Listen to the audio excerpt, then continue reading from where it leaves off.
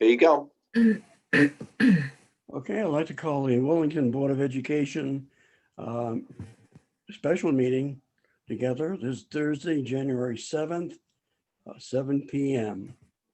And our agenda consists of call to order, pledge of allegiance, present to speak, new business, discussion of parliamentary procedures, and board comments, and then an adjournment. So it's a fairly brief, as lengthy as our regular meetings. Okay, so I'll call our meeting to order. Next order of business is Pledge of Allegiance. If everyone would like to stand. I pledge allegiance to the flag of the United States of America and to the republic for which it stands, one nation, under God, indivisible, with liberty and justice for all. Thank you. Okay, the next item on the agenda is present to speak. I don't know if we have anyone out there, Phil. We might Yes, have. so Before I you- believe everyone is on computers tonight. So if you are able to raise your hand, if you can be on camera. Herb Lori Semperbon has her hand up. Okay, before you start, Laura, I just want to say that you have to recognize yourself, give your name and address, and then you can proceed with your comments. You'll be limited probably to about 4 or 5 minutes, and the time allotted for this period is 20 minutes for everyone. And we do have a section for comments later on the agenda if you don't have an opportunity at this time. Also, please do not address specific personnel issues. Do not mention any names. Okay. Oh, okay.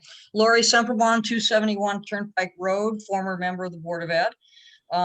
I wrote a letter previously about the mental health issue. And I think that it's really important that the town accept this nonprofit's offer for mental health services for our students. It just seems to be a no-brainer for me. If parents don't want their children to have these services, they don't have to accept the services. And we have many students who have needs, especially during this pandemic. And we really need to accept these mental health services for our children. Thank you. Thank you, Laura. You got Matt Clark has his hand up, Herb. Okay, Mark. Yes, Matt Clark, 42 Burt Latham Road, Wilmington, Connecticut. I have 5 points to make. So do we have some evidence of a need for new mental health care services in our schools? Do we have any letters from parents? Have we asked parents for their opinion on this matter? Has the board reached out to parents? Have we gathered any information? How long is the wait time to see a school counselor now? Do school counselors refer students to outside mental health care services now? How many times has this happened? Every year, do we do it 5 times, 80 times? If there's a need for mental health care services in our schools, is it related to COVID-19, the emergency? Or is it a long-term, multi-year need that we're experiencing? And what's the time duration of the contract that's before the Board of Education? Is it 1 year, 2 years, 5 years? I don't know. What's this new mental health care organization proposing for the town of Wilmington in the contract? And then who manages these new mental health care service providers? Who do they report to? Who pays for their salary? I don't know the answers to these things. I try to keep up, but I don't know the answers. And then, I read the Board of Education minutes and I watch the videos. I have to admit, I don't see all of them. I thought the Board of Education already voted on this issue this year. Am I right about that? And why are we revisiting this issue at this time? What's changed? Other than the Board of Selectmen overruling the will of the people of Wilmington, and appointing a Democrat in place of a Republican who resigned. What else has changed? And I'd be happy to provide a copy of my comments to the Board of Education Secretary via hard copy letter or from my Town of Wellington address. Thank you. Thank you, Mark. Matt. Mac, I'm sorry. Anybody else on camera want to speak? Mike McCoo has his hand up. Let me just unmic you. There you go, Mike. Mike McCoo, 52 Clover Springs Drive. Obviously, for those of you who know me, I come to this meeting as a wearer of many hats in Wellington. Most importantly to me is the parent of 3 kids who are in the Wellington Public Schools right now. I'm also a first responder since 1982 in Wellington. I see the impacts of mental health and stress in the community through that. I'm a Wellington Public Schools alumnus from a day when none of these services were available. And some may argue, well, we made it through those years fine. Maybe we didn't. And people point out when I'm in any other meeting, so I'll just point it out. I am chairman of the Board of Finance. I've heard rumors, and that's why I want to come to the meeting and listen to what the Board of Ed is dealing with. I understand that some members feel that we don't need it. I think that that point should be reconsidered in the global scheme and during COVID, both. I have 2 local friends who are licensed family therapists, and they said since the pandemic, they're completely booked with services because of the added stresses of families at home, the added stresses of job losses, the added stresses of these new environments, a lot of them that the school is wrestling with and parents are wrestling with. I can't even imagine how the teachers feel, to be honest with you. I also took some time looking from what I had heard from my pediatrician with my kids' physicals this year. I took some time looking at the American Academy of Pediatrics information because I wanted to do the right things for my kids. I also looked at the American Scientific Association articles about extra anxiety and depression during COVID-19. These needs are real and they're much clearer since the last time this issue was talked about. Which I think makes it even more important that it's revisited. I can see from the agenda there's a discussion about parliamentary procedure. Certainly, in my understanding of Robert's rules, it is allowed that a failed previous motion can be renewed, and there are some other tools, but that's one that I'm aware of. I think every public board and committee exists only to serve its constituents. It doesn't exist to serve a political agenda. It doesn't exist to serve any outside agenda from outside the town even. It exists to serve its constituents. We're not serving our constituents. None of our boards are serving our constituents if we fail to act or if we look for reasons not to act. We should always look for an opportunity, even if it's an issue that's been discussed before. Certainly, we're all looking for services that cost less. As Board of Finance Chairman, this is what we spend the next few months talking about, reviewing budgets from all of the presenters, finding how do we serve the taxpayers the best with the least cost. I would like to ask, as a parent of 3 school-age children in Wellington, that this board move forward with accessing these services and serving out your role to support our school system and the constituents of the school system. Thank you. Thank you very much. Okay. Sarah Baker has her hand up.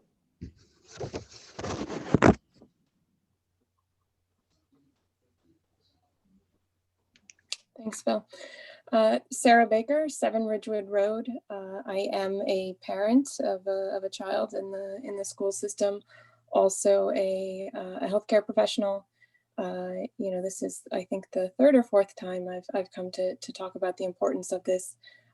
Just this morning, reading an article, the increase in emergency department visits for kids with mental health, which emergency department visits, that's usually because there was a suicide attempt, that increased by 31% for adolescents in 2019. You know, an emergency department visit, inpatient admissions, those are, they're really failures of the primary care system. And it's because people have so much trouble.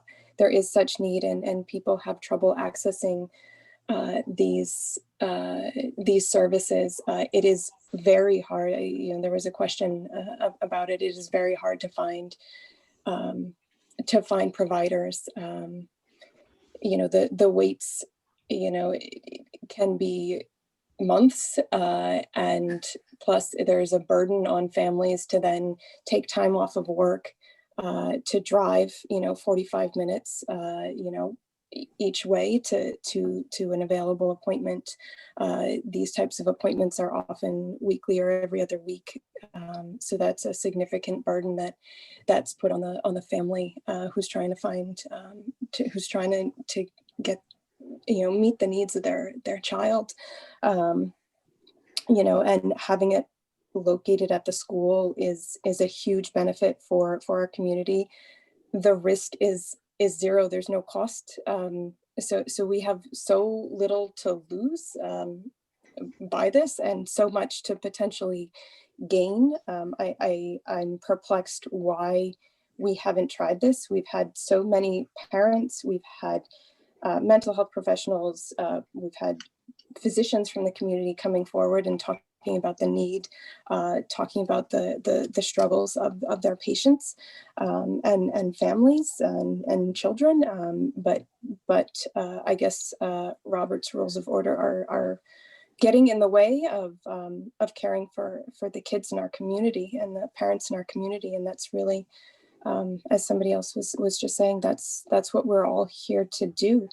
And so I really hope that the board will just move forward with trying this and reconsider. Thank you.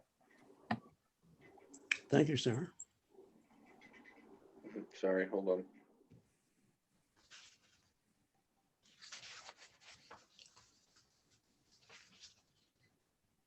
Elizabeth has her hand up. Hi, my name is Elizabeth Wolf, and I live at 65 Belaz Road in Wellington, Connecticut. I've been a tax-paying citizen for, I don't know, 25 years, I think. And had a child that went through the Wellington school system. And I will like to say that it was a huge success. I think he's doing quite well because of his primary schooling years. And I can't stress enough that the school system is a part of your community. We chose this community because of the active nature and the involved, you know, having the teachers, parents, the community be as involved as they are. So it's a public school system. And being a public school system, I believe we should not be afraid of setting an agenda to help all children. They come from all walks of life, and all walks of life coming together into one classroom, or as many classrooms as we have, with all the teachers that we have or we don't have, on the budget we have or we don't have, can be stressful. That's just at the surface. Then you add in real life issues. And for what we have seen, everybody on this screen, in the United States in the past 20 years, has shown us that in the school systems, mental health, mental illness, schizoaffective disorders, any kind of mental disorder is very real, right? With all the tragedy that has happened. Again, if there is a service, and I am a nursing home administrator, so I'm here to say to you that I care for many people that are mentally ill. And for many of them, it was because they were lost along the way. there was no services provided to them early enough in their life, which is also a distraction for all the other children and all the teachers trying to do one thing, and that is to create people that want to contribute back to the community, right? That's what we're trying to do in schools. We're trying to create those that want to serve, right? Contribute through capitalism, et cetera, blah, blah, blah, blah. So these services are through insurances. And this group of people, I think this has been identified prior, are there to, it's not something that the school system has to pay for. I too, in my nursing homes, have contracted workers come in, and the residents of the nursing home get these services based on their insurances. So if there are families that don't have insurances, they of course fall under the Affordable Care Act. So they would be covered. So I don't think that this is something that should even surround dollars. I do think that as a thriving community, we want to offer all services to ensure that our children have every opportunity to be the best that they can be. So again, as a nursing home administrator caring for the elderly and the fragile of our population, I'm stumped, utterly stumped that the town of Willington would be frightened to offer mental health services to our community. It's only going to get us out in front of any catastrophic event. And so that's my 2 cents. I also am in an alternate on the Board of Finance.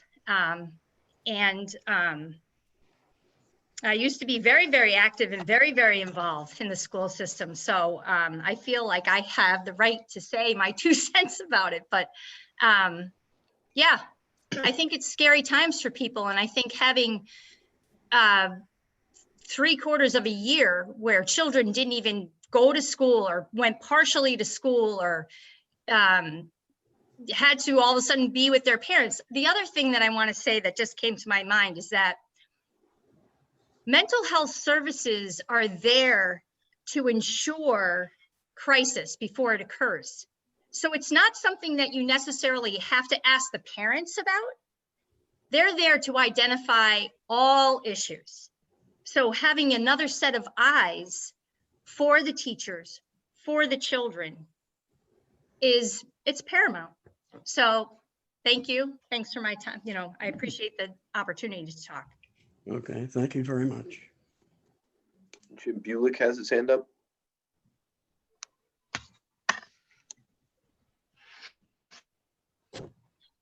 You hear me now? Yes. Hi. I was just reviewing the agenda here, and I'm looking at this parliamentary procedure thing, and it was my understanding that the board had a policy that if a matter was discussed and decided upon, it's not brought up. So I'm first of all wondering about that. It was my understanding there was a policy in place regarding this. And the second thing is this mental health need here. I certainly don't deny that there's a need out there, but I don't know that we've have we looked at everything. We have a wonderful human services department here in Willington that not only handles many of these issues from not only a mental services, but there's a whole bunch of, there's a multifaceted approach that they apply. Maybe there's an abuse, there's a whole household issue. Maybe there's a food need. There's multiple needs here, and I think we should be trying to use every tool in our toolbox first before trying to subcontract out any of this work. My concern really of subcontracting is just from a business point. It's hard to manage things on the healthcare thing. You got all kinds of HIPAA things, and if the board of ed were to oversee this thing, what handles do they have on these things? Can they fire the service, the contractor, if for some reason they're not doing their job well? or something like that. Those are the type of concerns I have, that the opacity, I hate to get stuck with somebody, a contractor, then find out you can't do anything about it. There's no cause to turn around and go fix the situation. Those are some of the major concerns I have. So again, before going off to subcontractor or hiring out this service, I really wish we look at all the resources already available to us through our human services department and try to exhaust those avenues first before considering this. Thank you. Again, Jim Bulick, 12 Laurel Drive. Thank you, Jim. Herb Stephanie Summers has her hand up.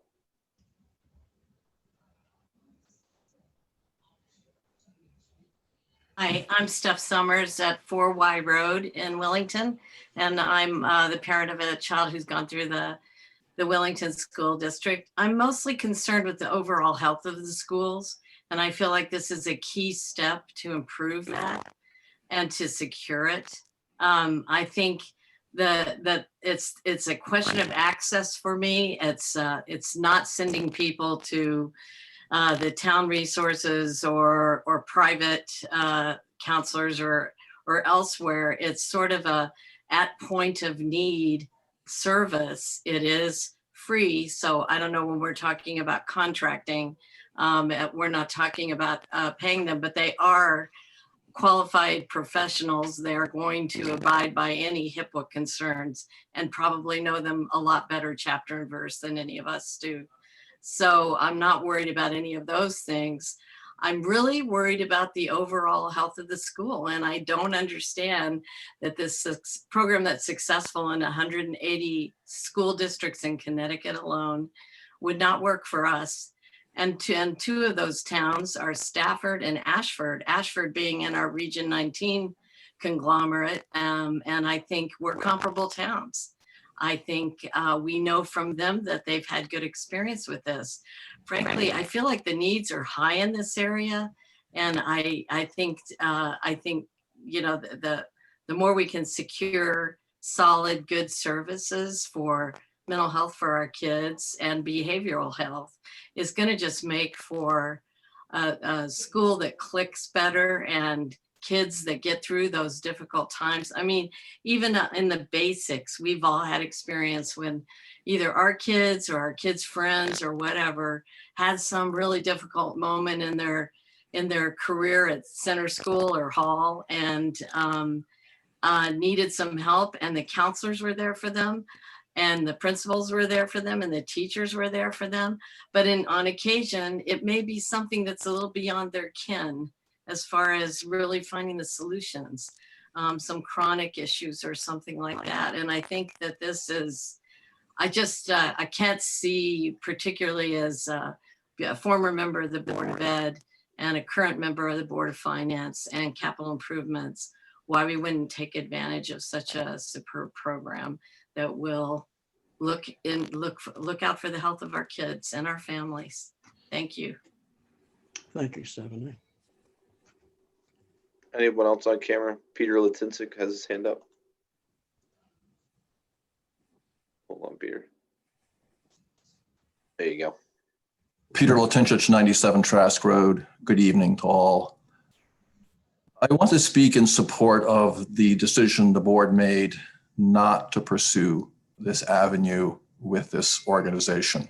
I think it was the correct decision. I don't think it was a parliamentary issue. I think the board acted in the best interests of our community. I think there's a fundamental concern here about accountability. This organization would not be accountable to our town, parents, the school administration. That's fine. It may well work well in 140 other towns, but that's not the nature of Wellington. We do things ourselves. I think we've done them successfully. A good quality of life here. We live in a world full of big organizations, big IT, state government mandates, federal government mandates. All of these outside forces bear down on individual families, and it's nice to live in a town like Wellington where we can escape much of that and determine our own course of action. And this is not that. And I urge the board to stand by its original decision and not allow this organization to be part of our school system. Thank you. Thank you, Peter. Anybody else on camera?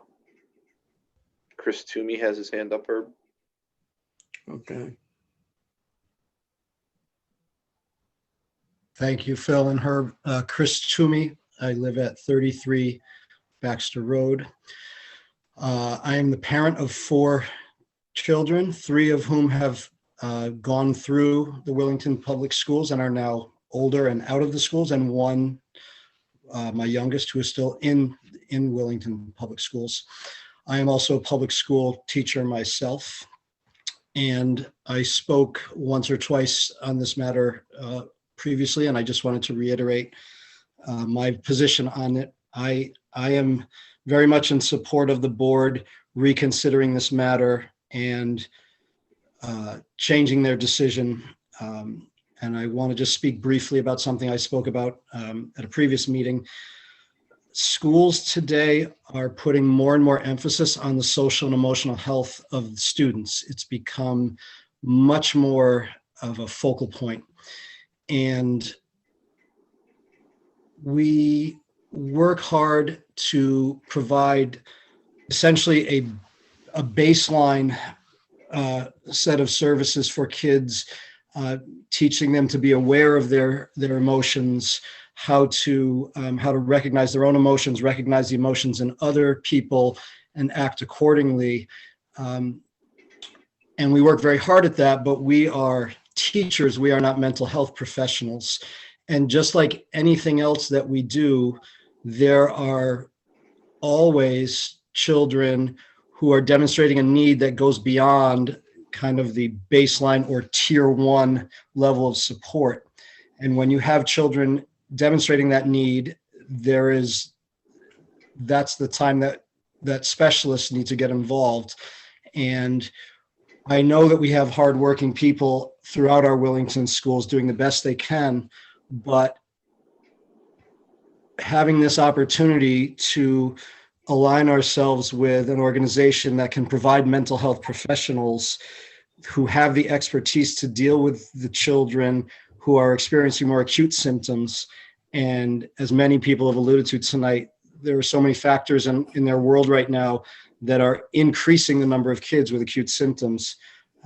It just seems to me an excellent idea to align ourselves with this organization and give our kids that specialized support that they need, that we can't always provide. Thank you. Thank you, Chris. I'm sorry. John Blessington has his hand up.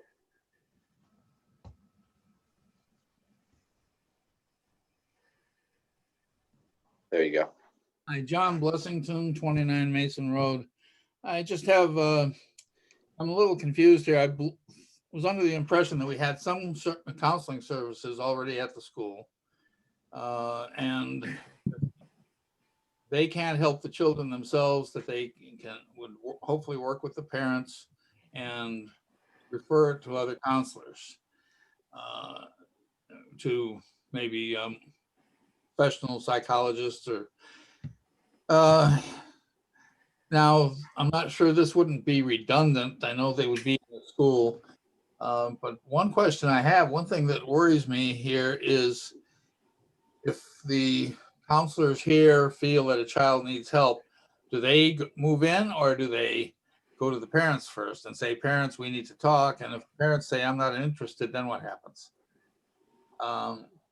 And I know that maybe some parents might choose wrong, but I still think should be the parents' option.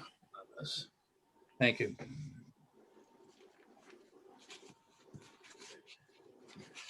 Thank you, John. If there's anybody that's not on, I'm assuming, is there anybody else on camera that wanted to speak? Oh, sorry, Sarah Smith is still there, sorry. Sarah Smith, 69 Eldridge Road. I think we've heard compelling statements from, everybody. And this is not the first time we've all sat and listened. I would greatly appreciate it if we could come to a decision this evening, because there's much work to do by the school board. I think the parliamentarian ruling has been discussed before. And this is just my thought. I'm a 40-year resident here, and I had a child to go successfully through the schools. Greatly appreciated, our system, and also E.O. Smith.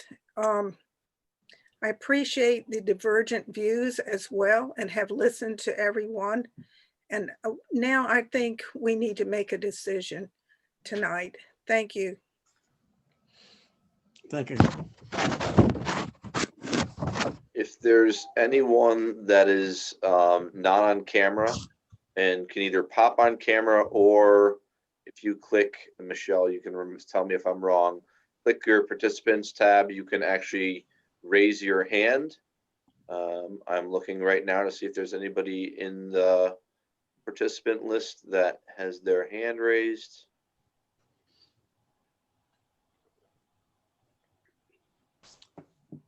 Last call, folks that are either not on camera. I can believe everyone's on a computer or a phone that is not dial-in.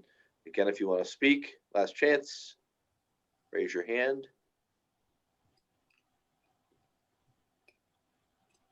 Herb, I believe that is everyone. Okay. If we miss anyone, they can pick up board comments later on in the agenda. Okay. Thank you, everyone, for your comments. Under new business, we have discussion of parliamentary procedures regarding motions introduced at subsequent sessions.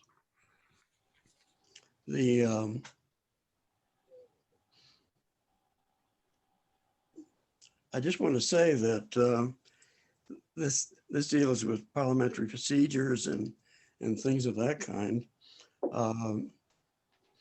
Our board operates under quite a few different areas. We have Robert's Rules of Order, and we have used that extensively to determine motions, seconds to motions, and anything related to that. Also, in addition to Robert's Rules of Order, which is probably one of the mainstays for us, we also have policies, and our policies provide us with regulations as far as different issues are concerned. And one of the policies that we have, I think it's 1130 B or C, deals with the fact that we're not supposed to, I don't have the policy in front of me, but if I remember, the policy stated that we're not supposed to have any outside group come into the school. In other words, we are strictly, school is run strictly for our students, and we handle our own administration. So we do have that policy in addition to the Robert's Rules of Order, and we have our policies. In addition to that, we have our bylaws that provide us with information regarding the duties of the chairman and the vice chair and the secretary. So we have that regulation as well that we have to follow. Also, we have mandates from the state. Every year they had mandates and they never take any away. They stay there. We have our board goals, which give us some direction in what we want to do curriculum-wise and in other areas of our school system. Past practices come into play, although that doesn't apply to us because we don't follow some of these things. In other words, we have had past practices previously, but right now they even though some boards follow them and we used to follow them, we don't do that as well as often as I would like. Also, we have the role and responsibility of board members. In other words, we normally do things in an ethical way. We do things that are proper and, you know, according to general things that are expected of board members. CABE puts this out. They run workshops on it and things of that nature. And a lot of ethical items that are listed, one of them comes to mind is the fact that once the board makes a decision on an issue, like in this case of the area that we're discussing in regard to behavioral and mental health, this came up months and months ago, and a decision was rendered by the board, by the majority of the board at that time. And according to the role and responsibility of a board member, once a decision is made by the board, the rest of the board, even though they were dissenting and the issue, would support it and go on to other issues.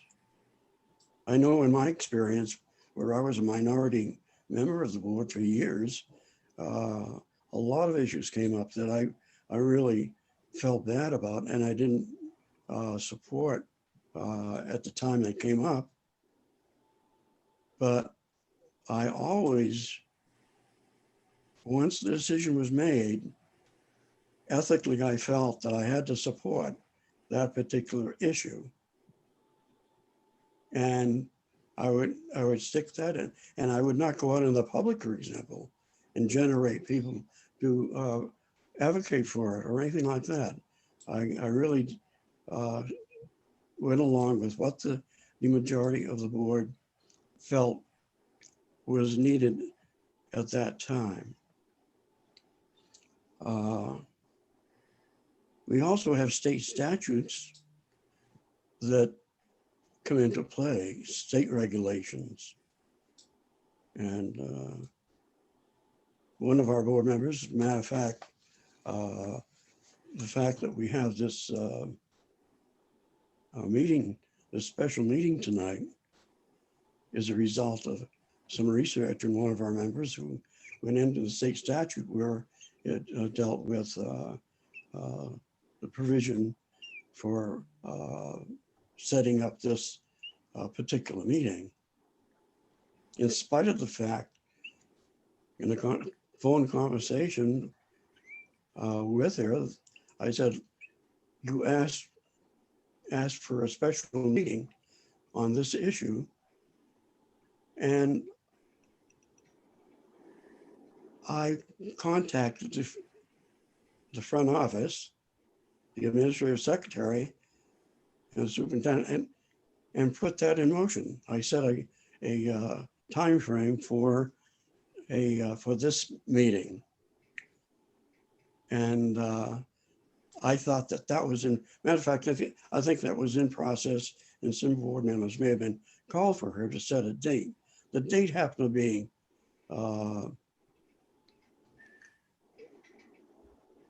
I think it was the February, middle of the week of February 15th. And I was going to accommodate every board member so that we would have everyone there, of course.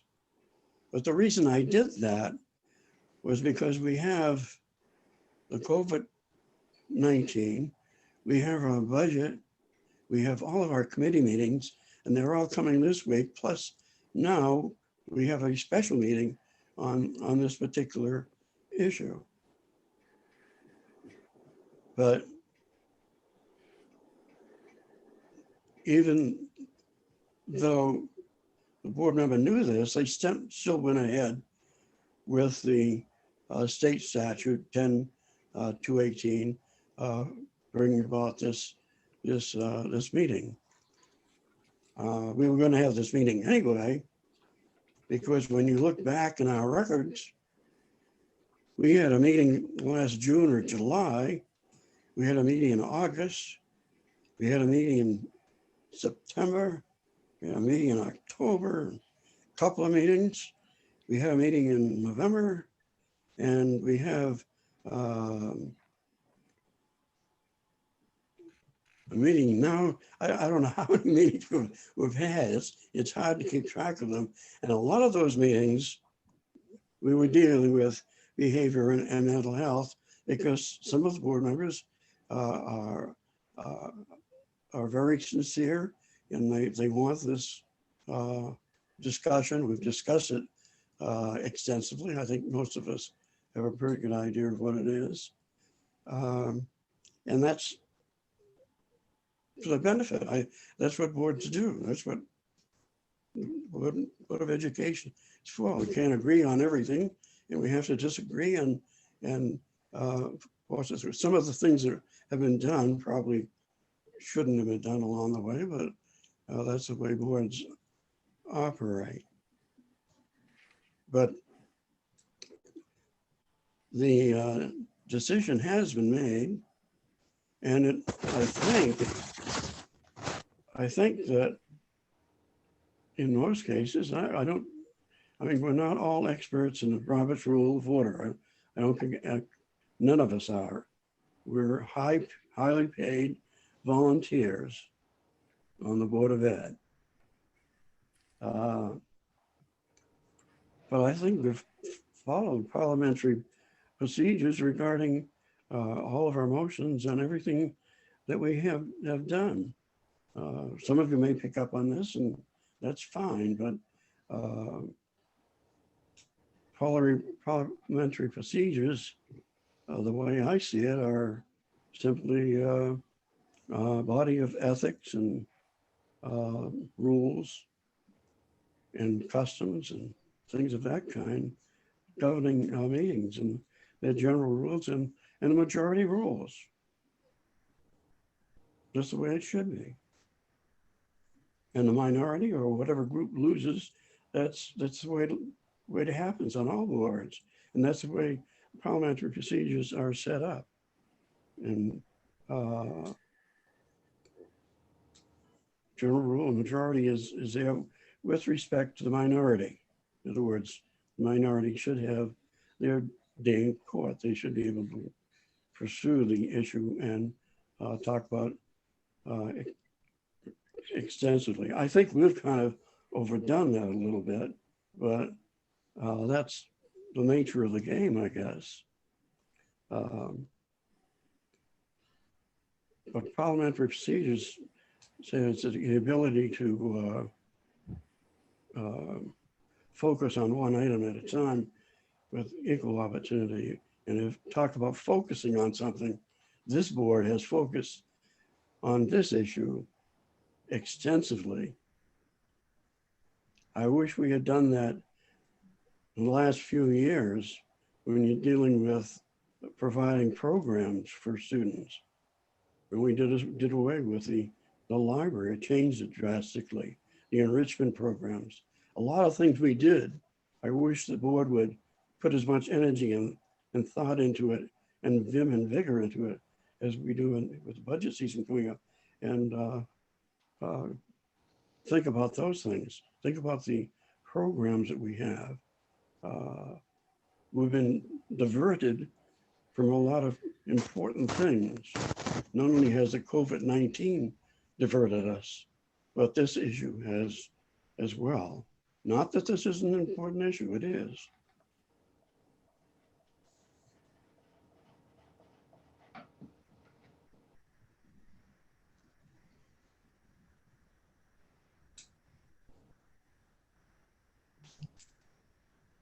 If you look at our school system, we do provide quite a bit of information and staffing. We have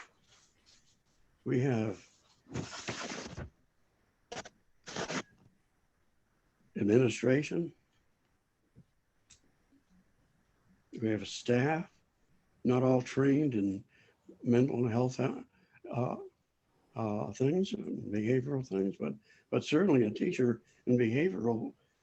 I mean, you run into all kinds of behavior with students. I taught for a long time, and every student was different. You treated them each differently. We have a guidance program.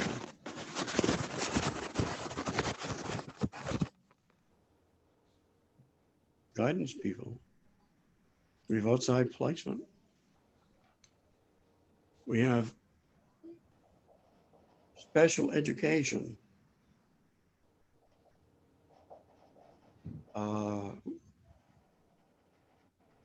Also, we have 504s, which have difficulties, many of them in mental and behavioral areas, and we provide for them. They're not special ed students. We have a school psychologist. You know, I mean, they're trained differently, I know, and expectations of the services that they provide is different. We have special services. We have outside placement.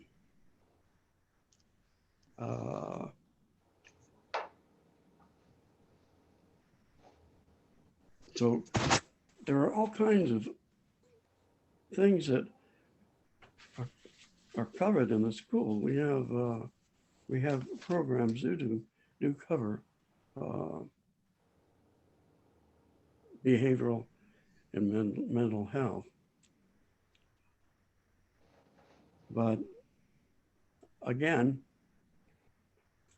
I believe, and I may be wrong, and I'm sure that some of you have more information on an understanding of parliamentary procedures than I have, but that's all I have to say at this point. I'm sorry I took up so much of your time. Michelle. So for the record, there was some confusion in some of the comments that were made earlier. So I would like to have the letter that I sent to the entire board included in the minutes for this meeting for people who'd like to see both chronology of what has happened as well as some detail and references on the parliamentary procedure question. I won't read that all right now into the minutes, but I would like to just call out a few facts that are important for the conversation. One is that I'll really do that. The last letter I did not put in the minutes that you sent to me. That's correct. The one I'm speaking about, the one that I sent yesterday that included the was bordering on FOI violation. I understand that that's only when there's a conversation. I think it's important that any information that's going to be presented at a meeting be presented to everyone so we have a chance to read it ahead of time and be prepared. Elena emailed all of us yesterday and requested that. So I am responding to that request for information. And in the past, I've been told that it's important to have that in writing. So that's what I was doing. I'm not trying to start a conversation online, which would violate FOI. It's only about sharing information and making sure, especially since we're remote, that we all have the same information or are working off of the same set of facts. I know, but the rules under FOI kind of prevent that, so. Well, I can read the entire letter right now if you'd like me to. Especially when you send it to every board member. I mean, if it's one-on-one, that's one thing, but you send it to everyone. And board, I'll say, all I want to say is board business is conducted at a board meeting like this meeting. Right. I don't disagree with that. And if you'd like, I can read the entire letter into the minutes right now if you'd like. No, that's not necessary. So will you include the letter with the minutes or shall I read it? No, we'll include it in the minutes. Okay, thank you. So the highlights of what I wanted to call out is that this started last February when the issue was raised about the need for additional mental health counseling because there were not enough services available for our students, both in the community, within driving distance, as well as within the school. We brought in at the March meeting an organization. At the end of that meeting, we made a motion to enter into a contract with them. And at that time, there were 6 members at the table and the motion failed 3-3.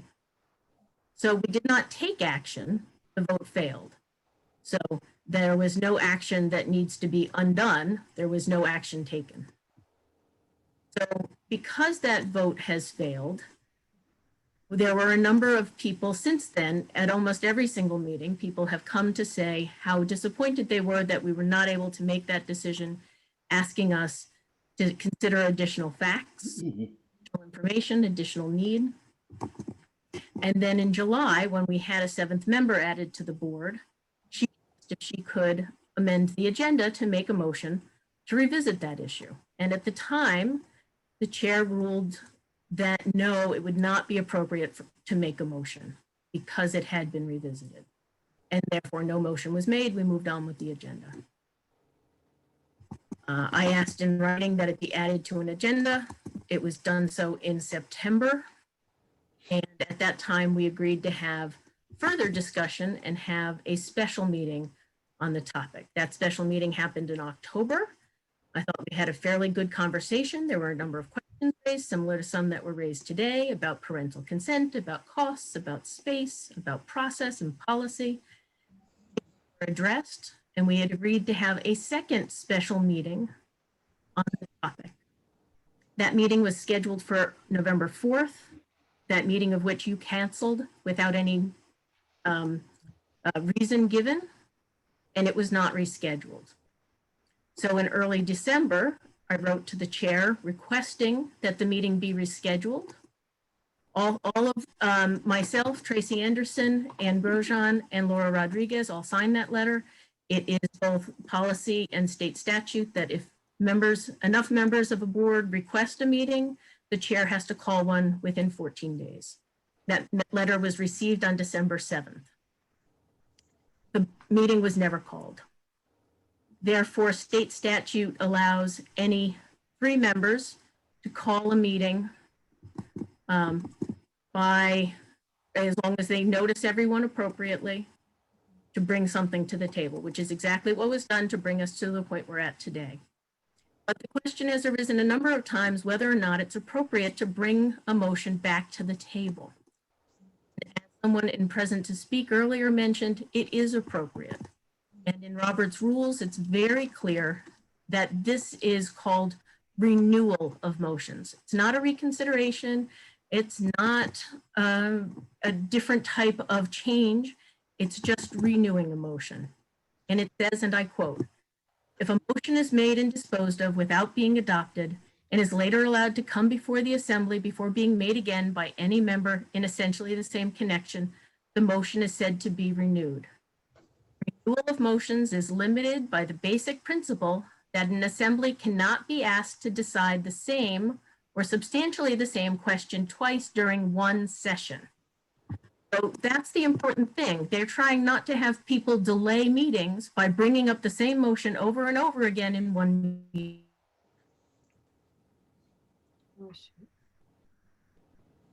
Comes down to session. And for our Board of Education, every meeting is considered a separate session. And because of that, we are allowed under Robert's rules to bring up a motion at each board meeting, but only once at each meeting. If it fails and we move on.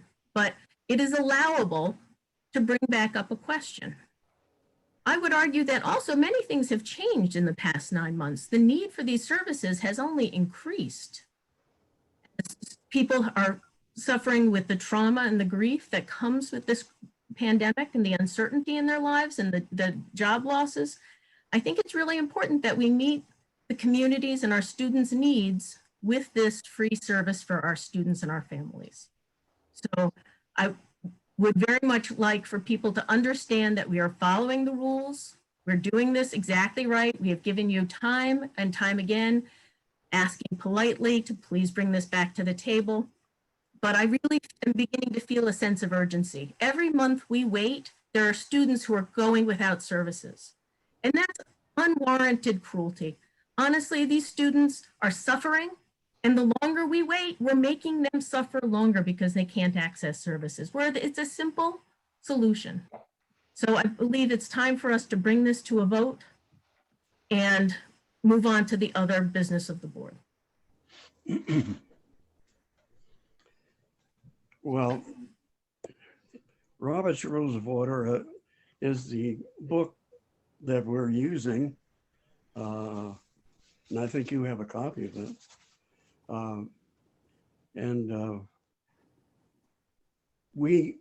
When this issue came up, the motion was made to allow this organization to come in. The motion failed. According to Robert's rules and everything, and you know it was failed. It just did not pass.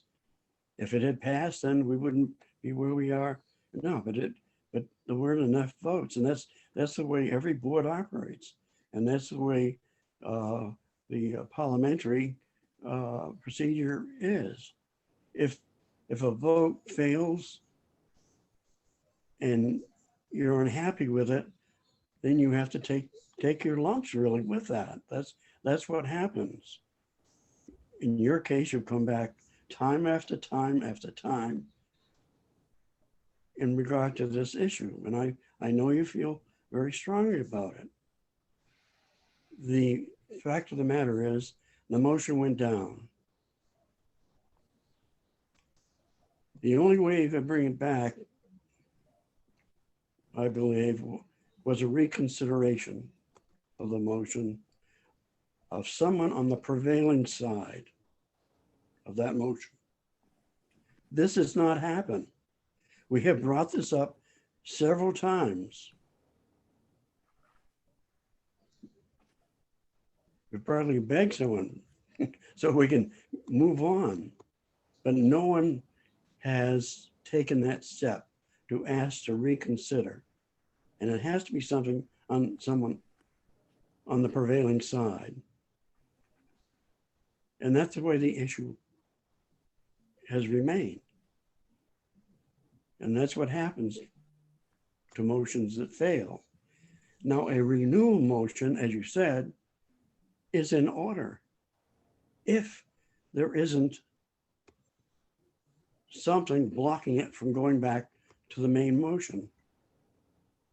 And a reconsideration cannot take place until the reconsideration motion has taken place. So it's an obstacle. It's not something I set up. It's something that's in the Robert's Rules of Order. The renewal motion cannot prevail because of the fact that we already have a motion that has not taken place in a reconsideration to the main motion. So I'd like to refer you to Robert's Rules, Section 37, which is the reconsideration section. Consideration is for within the same session. So for example, if we made a motion and you made a mistake and you wanted to fix it, you can do that within the same session, within the same meeting. That's what reconsideration means. The following section, Section 38, is about renewal of motions. That's for the allowal in different sessions. Each meeting we have as a regular monthly meeting is a separate session. So using Section 38, it's entirely clear that reconsideration and renewal are different. Renewal allows the same motion to come up at every meeting, which is a separate session, one time. I'm not trying to drag things on and making the same motion over and over again within one meeting to waste time. It's that it was not a prevailing discussion. We did not win. We did not lose. It just didn't pass. This is very different than when the board votes by a majority to pass an issue and then later might want to reconsider or not. And then the board is expected to stand by its vote of what has passed. This is not something that passed. It failed because it was a tie vote. And I think you're confusing reconsideration and renewal. So I'm not sure if you have the latest version, which is the 11th edition, but it's on page 336 that the renewal section starts. Elena? Yes, I just wanted to make a note about the word session in the Robert's Rules, that the session doesn't really clarify that it applies to the meeting. It says session, and in congressional term, session refers to the term. So if we are talking about the term of this board, then we are still, this is 2 years term. So that's another way to consider Robert's Rules. Thank you. So to respond to that specifically, Tracy, I'll let Michelle talk because she understands it better. She's going to refer to the same thing I was going to. okay, thank you, Tracy. Michelle? the difference is that in Congress, it's considered one session and they do not actually adjourn at the end of a day. They take up the same business the next day. They recess. So like when they go home on vacation, they take a recess. We do not recess. We adjourn at the end of the meeting. We start with a new agenda the next time. So our meetings are all separate sessions. It's on the back of the paper, Alina, that was sent out yesterday that you requested. Herb, I'm not sure if you can see Anne, but she's raising her hand. Anne? Herb, when you referred to prevailing, if we had a tie vote 3-3 and it failed because it was a tie vote, then how do you determine which side is prevailing if it was a tie vote? Because you said the prevailing side could bring it up again. How would you define prevailing then in a tie vote? Well, in this case, where you had a motion to approve of the group coming in, you had 3 vote yes and 3 vote no, then the prevailing side is the group that voted no because the motion failed.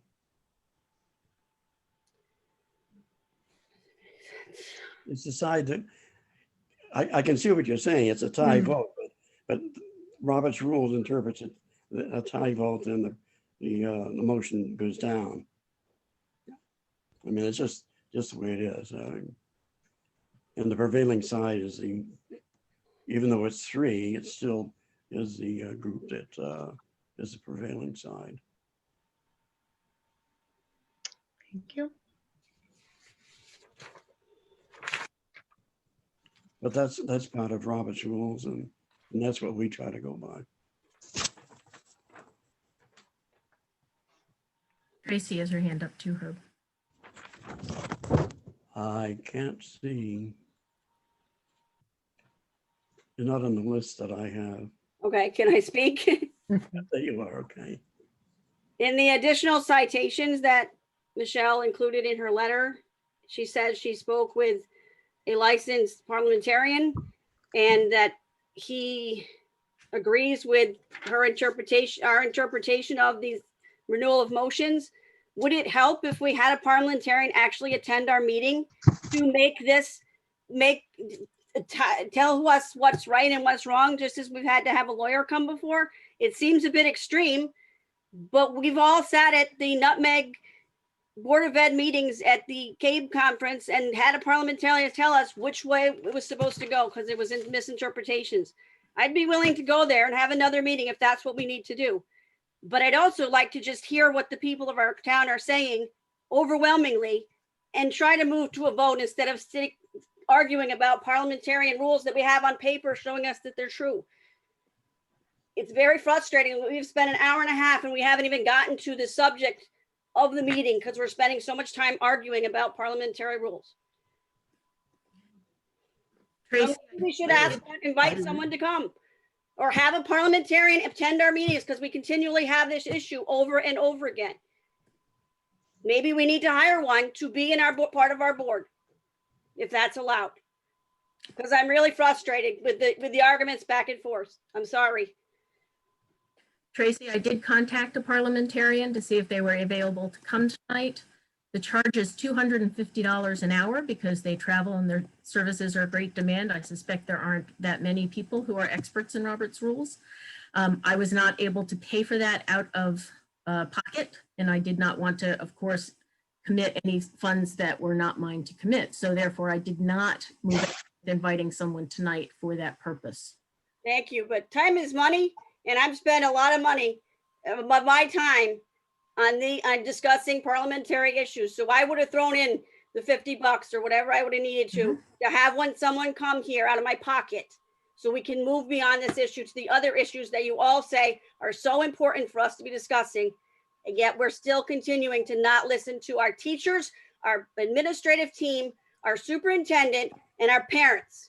We are talking about Robert's rules over and over and not dealing with what the CABE person that came to talk to us last spring or summer said. We are supposed to pay attention to what our people are asking us. We are not doing that right now. We are arguing over a book of statutes, and we have something that's saying it's right now, except that it's not being accepted.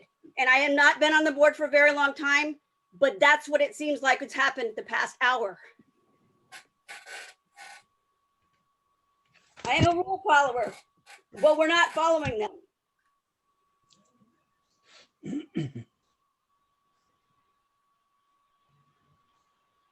And I think that I'm speaking for many people that are on that screen right now. I'm just bold enough to say it right now.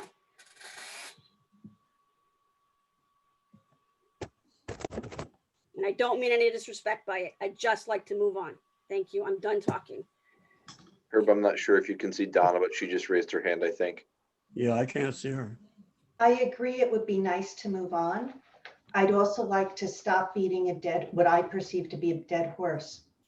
I would love it if someone would come forward with an idea that's different, that maybe could accomplish the same end goals without putting our school between our students and a group that I perceive could do great harm to our students.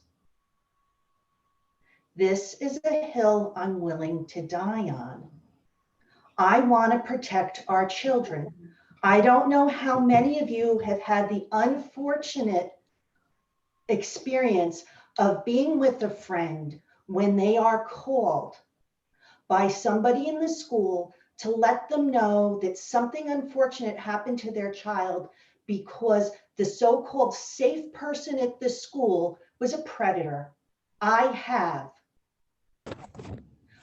cannot trust this particular outside organization to be in our school building with our children. If the town would like to have a service, because let's be real, everybody's under a great deal of stress. People that are normally okay are struggling. This is an awful, awful time for our town, for our families, for our kids.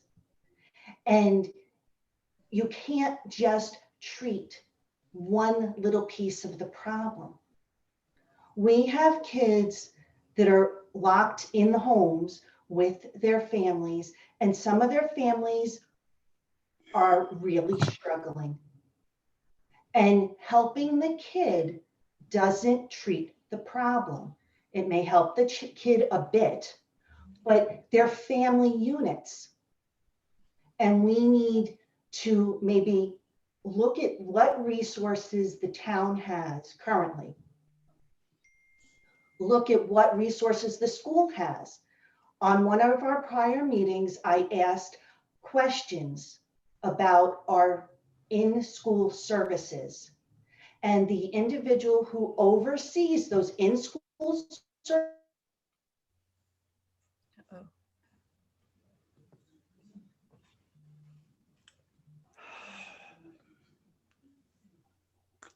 Phil, we can't. I to date have not. Hey, Donna, you just froze first. I'm not sure if you're still frozen. Donna, you were frozen for a minute. Could you go back? Pick up where she left off. Yeah, she's still frozen on my end. Let's turn it back to the town and have the town come up with a plan for everybody. Donna, you froze for a minute. Okay. I don't know if you want to finish your statement. You were saying something about a person in the district. At our last meeting when we asked questions? Yes, start there, please. Okay. Thank you. Our last meeting, questions were asked. I have not seen any answers to those questions. Is it possible that we have the wrong people at our schools? Is it possible that based upon the meeting we had where that very nice lady came and went through different people's skill set and what they can and can't do? You know, maybe we just have the wrong job descriptions. We need people to fill different jobs. Maybe we need to see what Wellington Youth and Family Services has in place. But you keep going back to this one answer. That answer was, we said no to that group. That doesn't mean that we can't look for something else and use different resources, see what we've got. I'll tell you that Tolland is taking a look, excuse me, at what's being provided and assessing their needs. And then they're going to come up with a plan that's best for the community. So maybe the right answer is to move this out of the school into the community, so that the grandparents and parents and neighbors and siblings that are not in K-8 will also have access to that help that they need. It's not saying that help's not needed. It's saying, look at it a different way. Elena? Yes, I know we're not into discussing the question yet, but I would like to represent, because I'm the one who voted against it, and I did not change my position. And I clearly see that people who are standing for bringing up these services into our schools, like, for example, Elizabeth, she said during her comments, she said, we do not have to ask parents about it. And that's what I hear. That's a bomb for me. I will never, ever agree to something which takes away the God-ordained system of how family functions. Children are supposed to be, first of all, parents' responsibility. And when the school tries to take away that responsibility with one signature a year, one consent a year, and then after that, the services have only ethical responsibility. Ethical, not responsibility, only ethical responsibility to talk to parents, to involve parents. They may choose not to, they may choose to talk to them. That's depending on the situation. I think I would consider coming back to that question after with two conditions. First of all, as I remember, at least 3 months ago, we asked, Phil, I think we asked you to provide us a report on exactly which services our schools provide at this point, exact report which provide, how much is the need, and with the research of if we really need it. And second of all, my main point is, if we will involve parents, all parents, because parents we know 4 or 5 parents are involved, 4 or 5 parents of children who are now in our school system. If we can inform every parent that this question is on the table, if we will ask their opinion after they are thoroughly explained and have the time to research, to make research on their own, if we can question them and allow them to vote that question, nobody can go against it. But to take the school, as I already mentioned, in end of May, we had a questionnaire from, I think, what was that organization, State Board of Education? I don't think so, but some other questionnaire. Every question which was asked there was, does the school has a right to give even contraception to kids without parents' permission? Without, every question was asked, but without parents' permission. So that without parents' permission is a bomb. I do not think we should allow in our town to do anything with our children, to provide any services without parents' permission. The school needs to educate. Mental services now are in high demand and everybody understands it. And we are not cruel people. We see the need. We see a serious need. But what those services, that mental and health services, that organization in particular, which we listened to their representation, beyond the need which we have, they provide plenty of other services, which I totally cannot agree with. And how are we going to control it? There is no way for us to control and limit the services which they can provide. And again, taking into consideration that it's only once a year signature, and then whatever happens.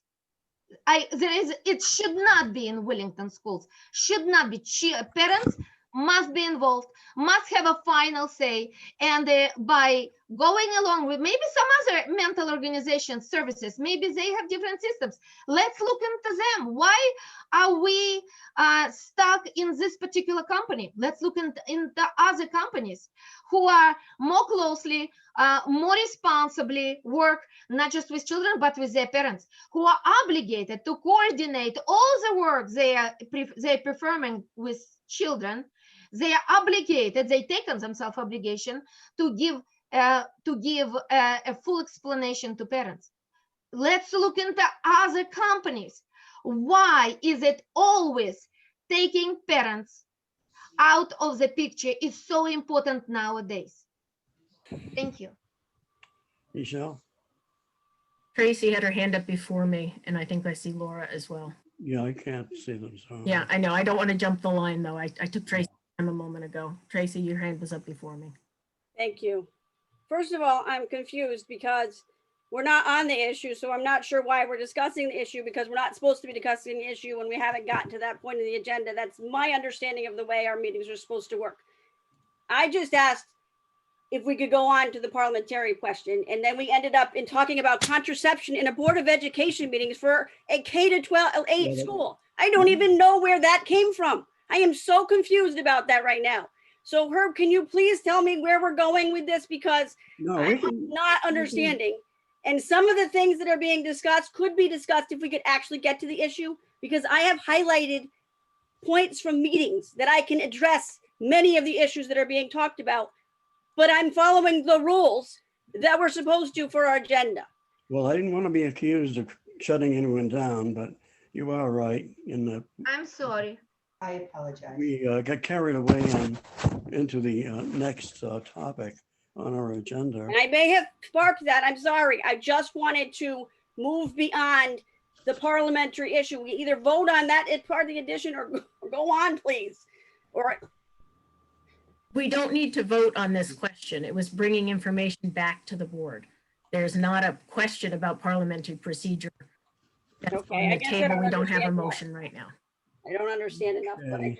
I'm getting really. Is it okay if we move to the next issue? Michelle, have any objection to that, or Sure. you want to move on?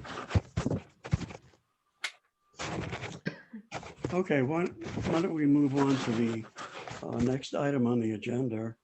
We've touched on some of the areas, provision for behavioral and mental health services, which is on the agenda.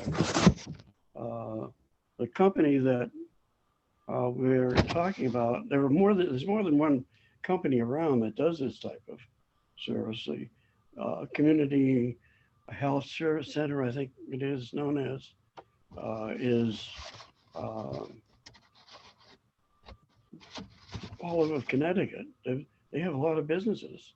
This is a nonprofit business. It's a business, you know?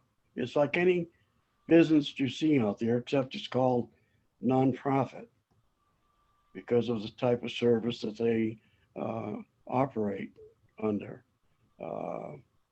And the business itself, the total revenues of this company is around $57 million or more. And over the last several years, it's been growing. So they are expanding. The net assets about 35. And if I remember correctly, the salaries of all of the people in here, I thought it was kind of low, but it was 35,500,000. So it's a nonprofit. But keep in mind, a nonprofit is like any business.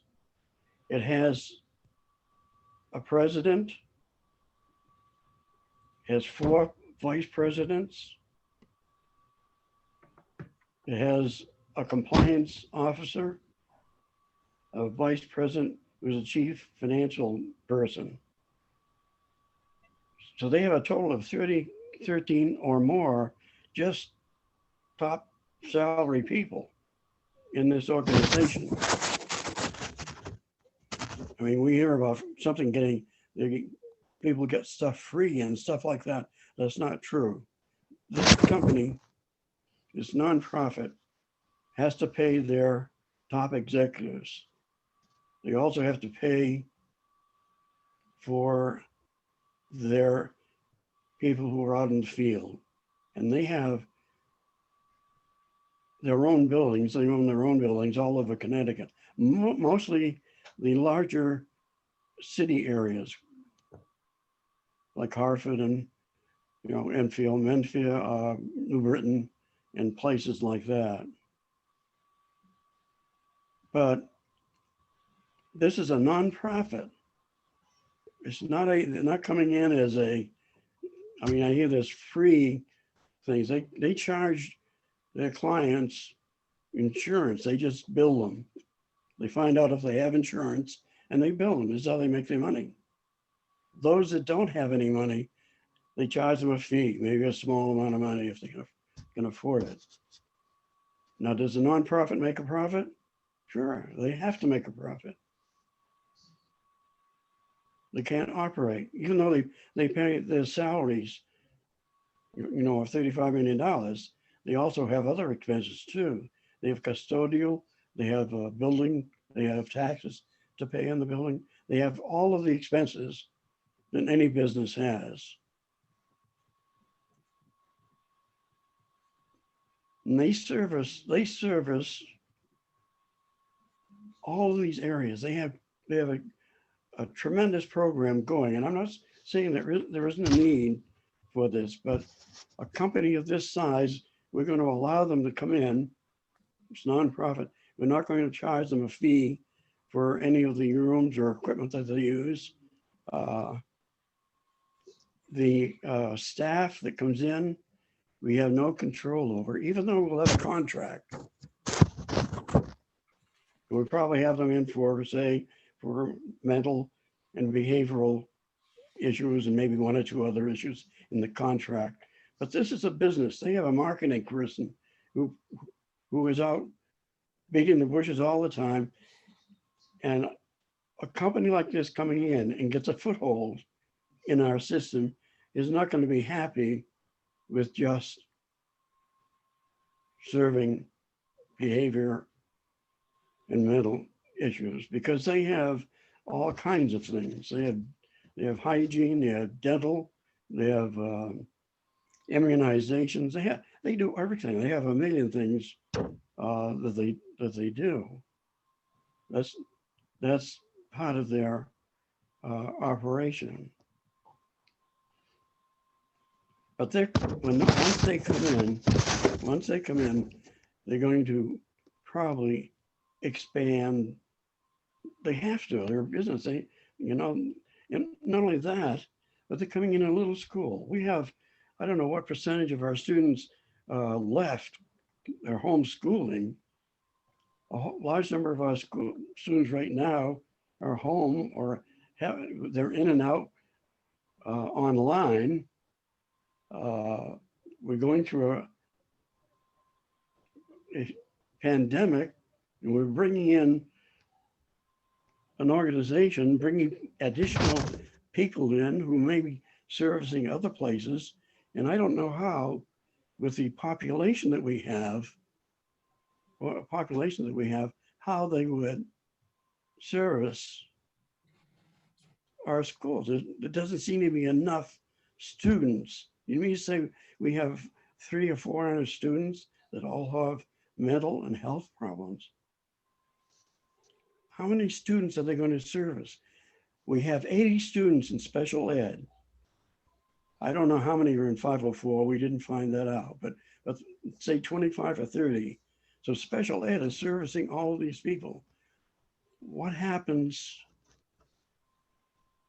to them? Are they going to be passed off to this nonprofit organization? And the other thing too is that if we go along with this, we're running a school. We're supposed to be educating our youngsters in math and history and social studies and English and all of the other little things that we do. But under this program, a child is going to be pulled out of class twice a week, maybe. They're going to lose quite a bit of their education. And the other thing that I want to say is, Michelle, before I get to you, is that a company of this size, why do they want to get a foothold in a little school where the school population is not that great? Why can't they go down to Phelps Market area and rent out a store down there and operate out of there? Then they could service children, they could service adults, and anyone else. So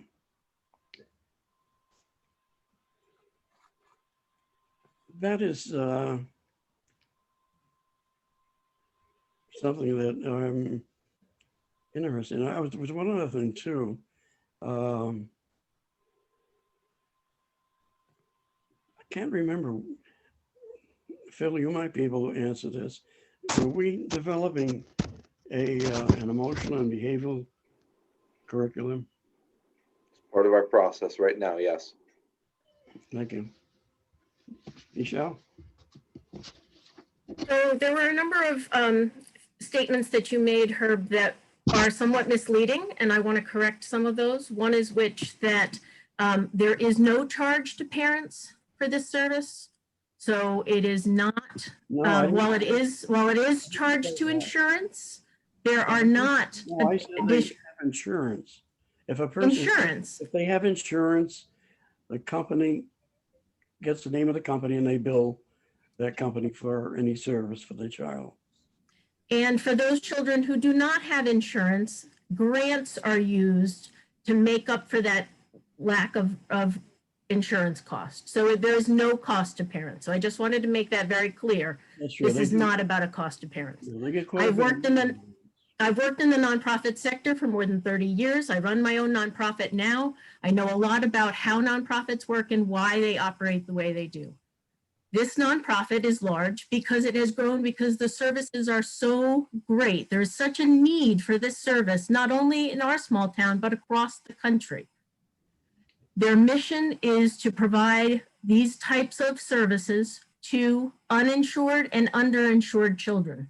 They just want to see more children be healthy. And I don't think that's a crime, and we shouldn't hold it against them if they've been successful in being able to do that. It's to our benefit.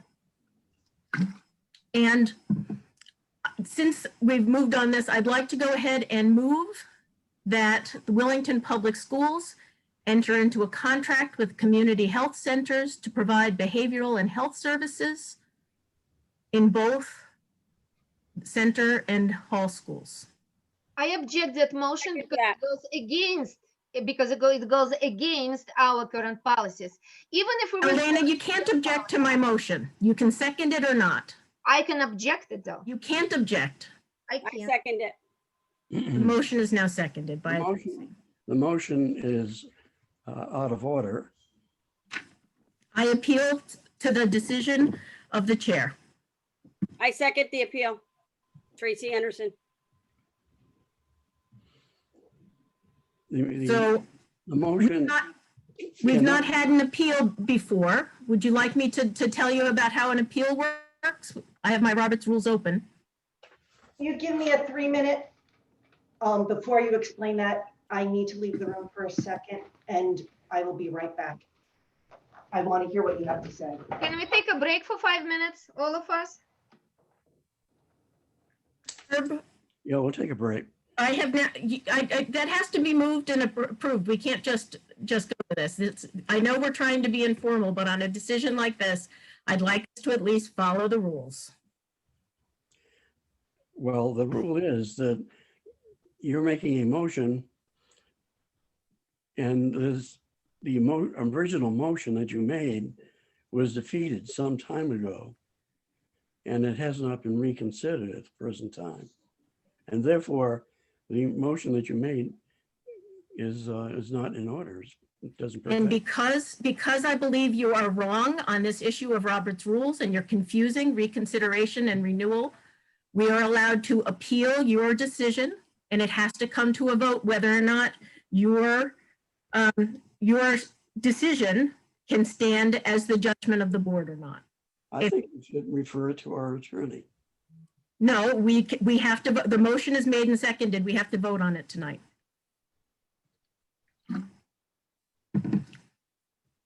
No, I don't think we have to vote.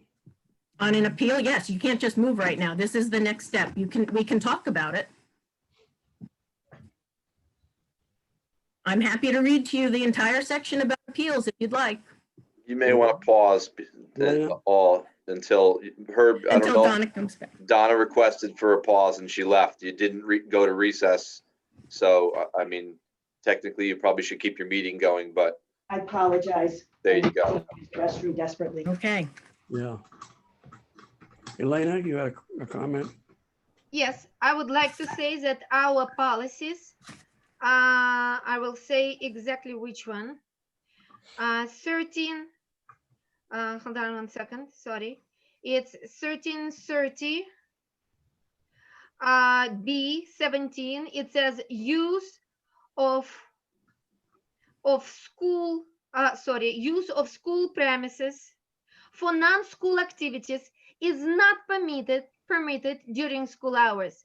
Violation of this Point of order, we're only allowed to discuss what's on the table, which is the appeal right now. Well, that's what I'm saying. You're not talking about the appeal. Excuse me, point of order. You interrupted me when I tried to object the motion. I did not have a chance to state my objection. Well, but we're not, you can get to that when we're back to the motion on the table. This is about the appeal. Was this the right application of Robert's rules? Why don't we let Elena give her statement? As long as it's focused on the appeal and this question and not on the topic, that's fine.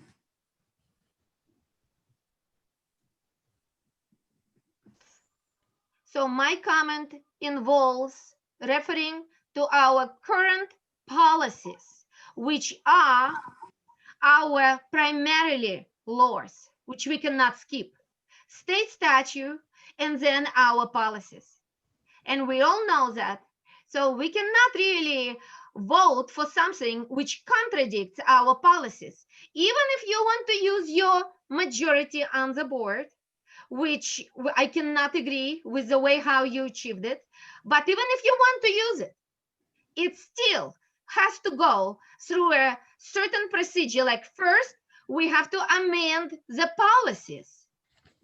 Then we can come back to this particular question on our amended policies. At this point, this particular motion is invalid just because it contradicts our local law. That's why, from my point of view, you have no right to make that motion.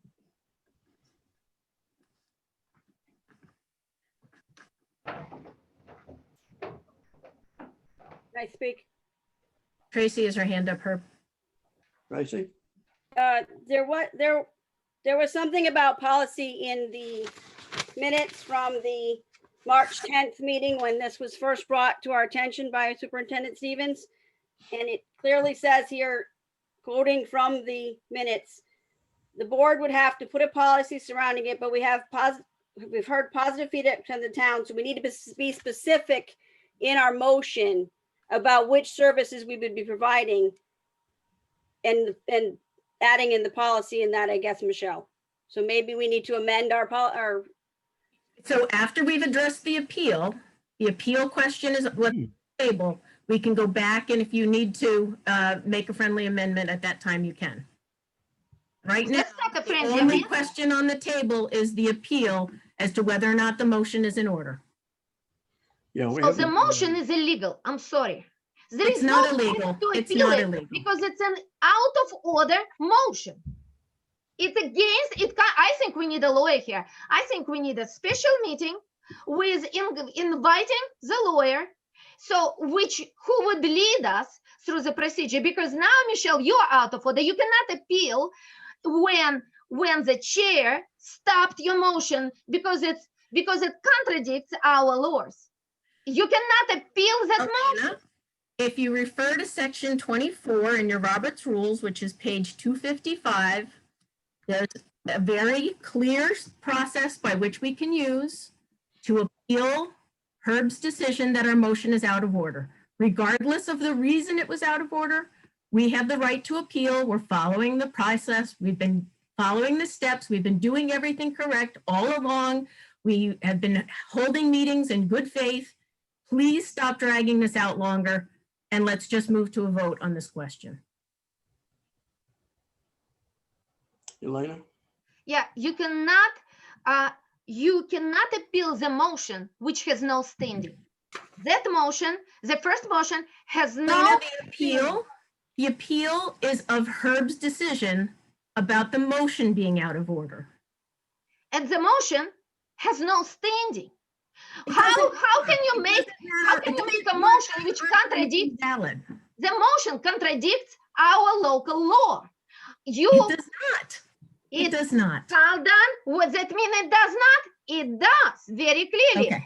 I will read it to you. It's our policy 1330B 17.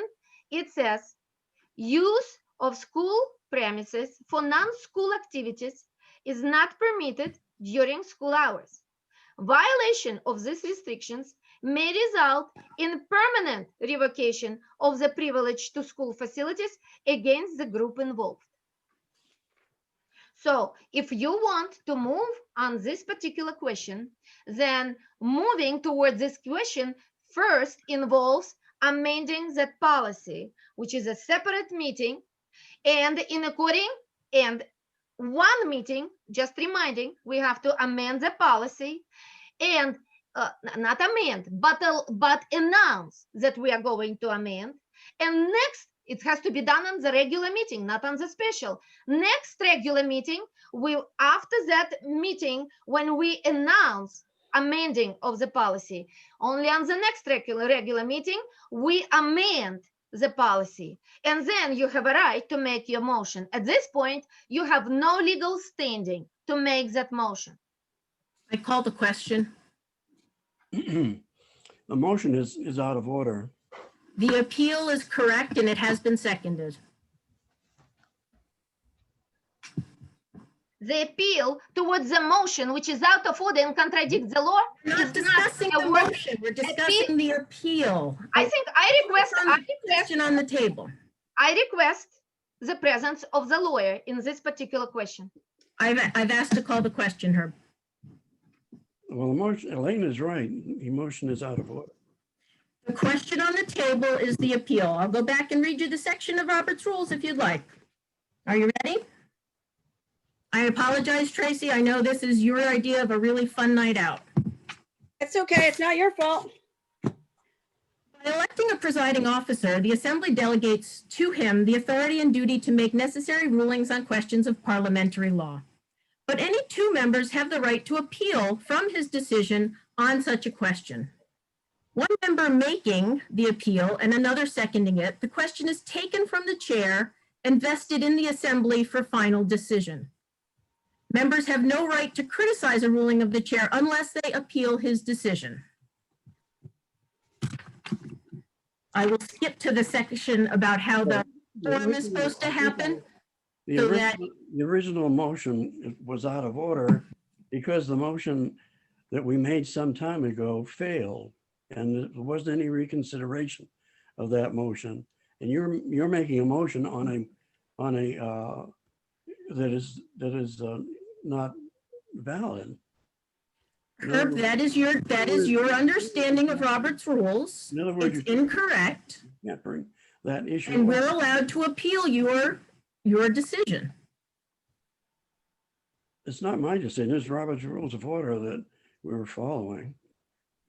We are following Robert's Rules. We always have. It's in our bylaws that we should. Yeah, but it doesn't take into Tracy consideration. and Dan, I've called the question, Herb. You have to move ahead on how to call the question. The way that the chair is supposed to then address an appeal is the way you call the question is, shall the decision of the chair stand as the judgment of the board?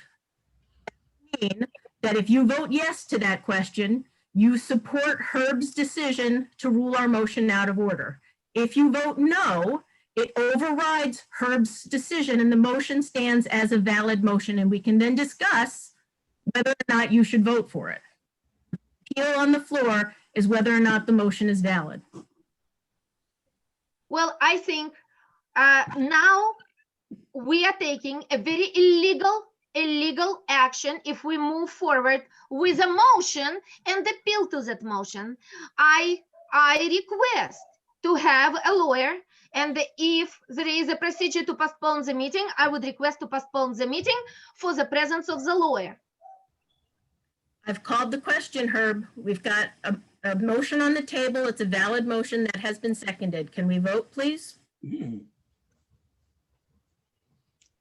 Michelle, I think you are a little bit crossing over the boundaries at this point. The chair is the one who takes decision, and if he takes wrong decision, it's his responsibility. If he takes right decision, it's his responsibility. You are not the chair at this point. I recognize that, and that's why Robert's Rules has an option to appeal. I also would like to remind you. Chairs occasionally make decisions that are incorrect. You're appealing. The body has the option to appeal the decision. I'm sorry, Herb, I can't hear you. You're appealing a motion that's out of order. No, I'm appealing your decision. I have a card here from Cabe that says motions dealing with general conduct of meeting, no order of precedence. And under that, number 3 says appeal from the decision of the chair. It does not require, it's not debatable, it's not amendable, vote is required by the majority. That's what it says on a card from Cabe. The board, the people who we have as an umbrella. Oh, Yeah, but this that's the law. But Tracy, the original motion. We do It's not. not about the motion. We have a motion on the table. We have to vote on it. If we vote on that, then we're back to the other motion. You're going to vote on that, and that's And it. you don't want us to vote Right. on that, so you keep trying to push it off. And don't try to tell us that's not what you're trying to do, because you've been doing it since 7:30. And yes, that's how it works. You vote on the appeal. Yeah, I know how it works. If, okay, well, I'm just explaining it for others who might be confused.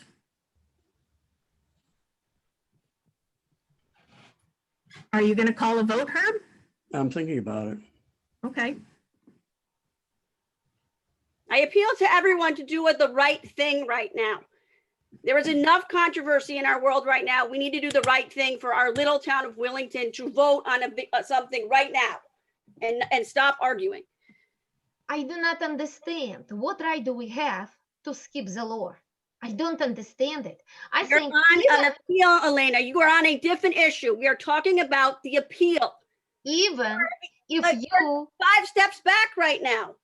even if you will pursue and if you will achieve what you want to achieve now, it's going to be illegal decision because it Then you contradicts can bring in a our lawyer for the laws, next our meeting. policies. Then you can bring in a lawyer for the next meeting, but you need to get approval to pay for that lawyer. I don't know where that's coming from. Maybe you're going to pay out of your pocket for the lawyer because, and okay, bring the lawyer in. We have a But board. we are talking about an appeal right now. You are on a different issue. Please catch up to the appeal issue. Well, And then the we can go appeal, back to the other one. I do not consider the appeal for the motion which has no standing. There is no appeal for the motion which has no standing in accordance with our local law. The appeal is about general conduct of the meeting. Am I wrong, Michelle? That's correct. We are appealing Herb's decision to not allow the motion. But there is an order of laws. The first law goes our local law, state statute, our policies, and then Robert's rules. At this point, Robert's rules have really no standing. I did First not of all, hear our law is coming, a You are priority. not reading a policy from our board that talks about an appeal right now. I have not heard you say the word appeal. And I'm not going to argue about this with you anymore because this is inappropriate and it's not professional. Herb, please. You are shouting, and that is why I am shouting. So If I agree to this, to the appeal, okay, Mhm. can we put this in the hands of an attorney, our attorney, before we vote on it? We have to move on the appeal now. We shouldn't be debating the motion until we get through the appeal. So the question on the table is the appeal. We have to vote, we shouldn't even be debating it.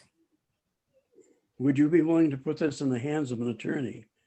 Before I've we made a vote? motion. We have to vote on it tonight. We're not going to address that question until after we're done. I know you've been Your trying to. decision on, your question about whether or not to call the question on the appeal should have nothing to do. Trying to find some way Afterwards. of getting this on the agenda and voting for it, but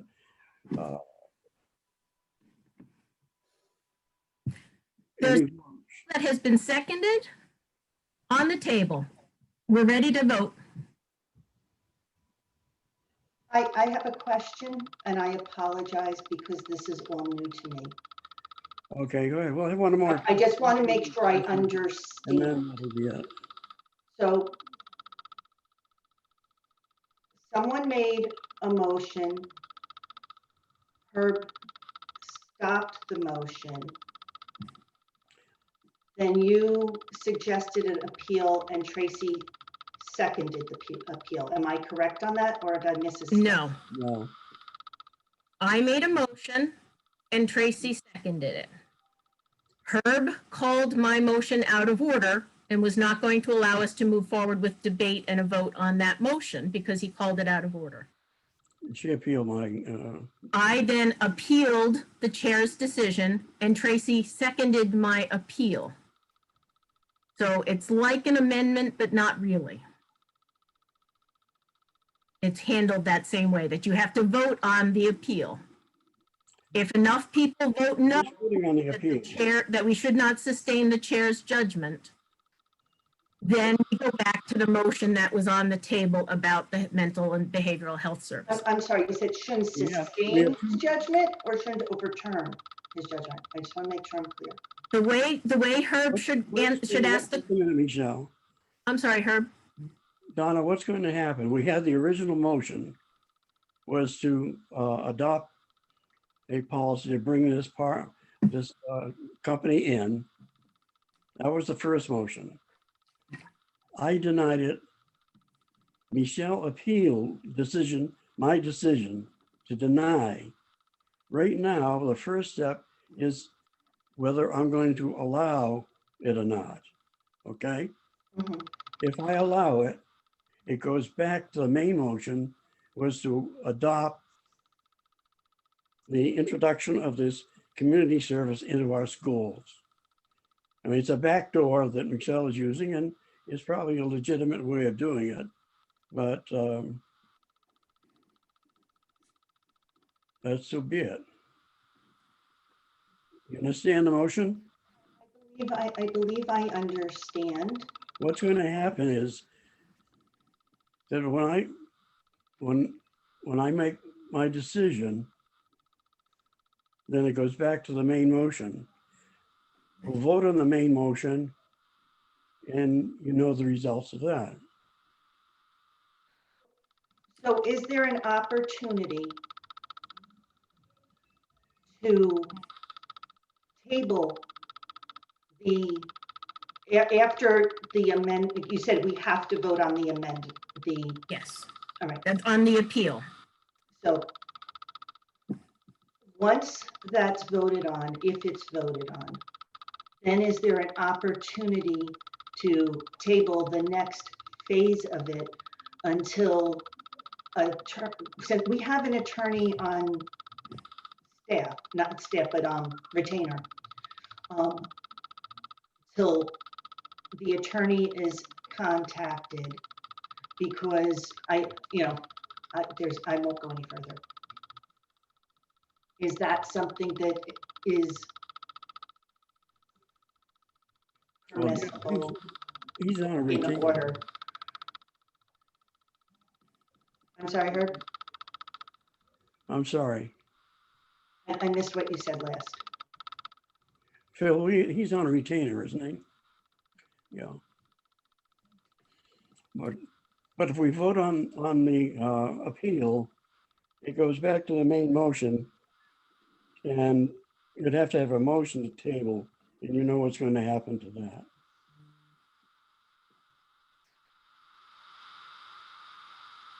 Okay? I believe I understand clearly. So the wording of the question for an appeal is, shall the decision of the chair stand as the judgment of the board? Yes, you're supporting Herb's opinion. Yeah, yes.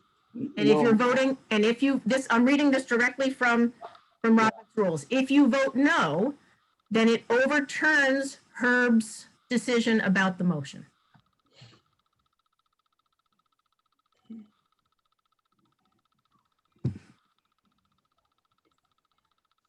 Thank you for explaining.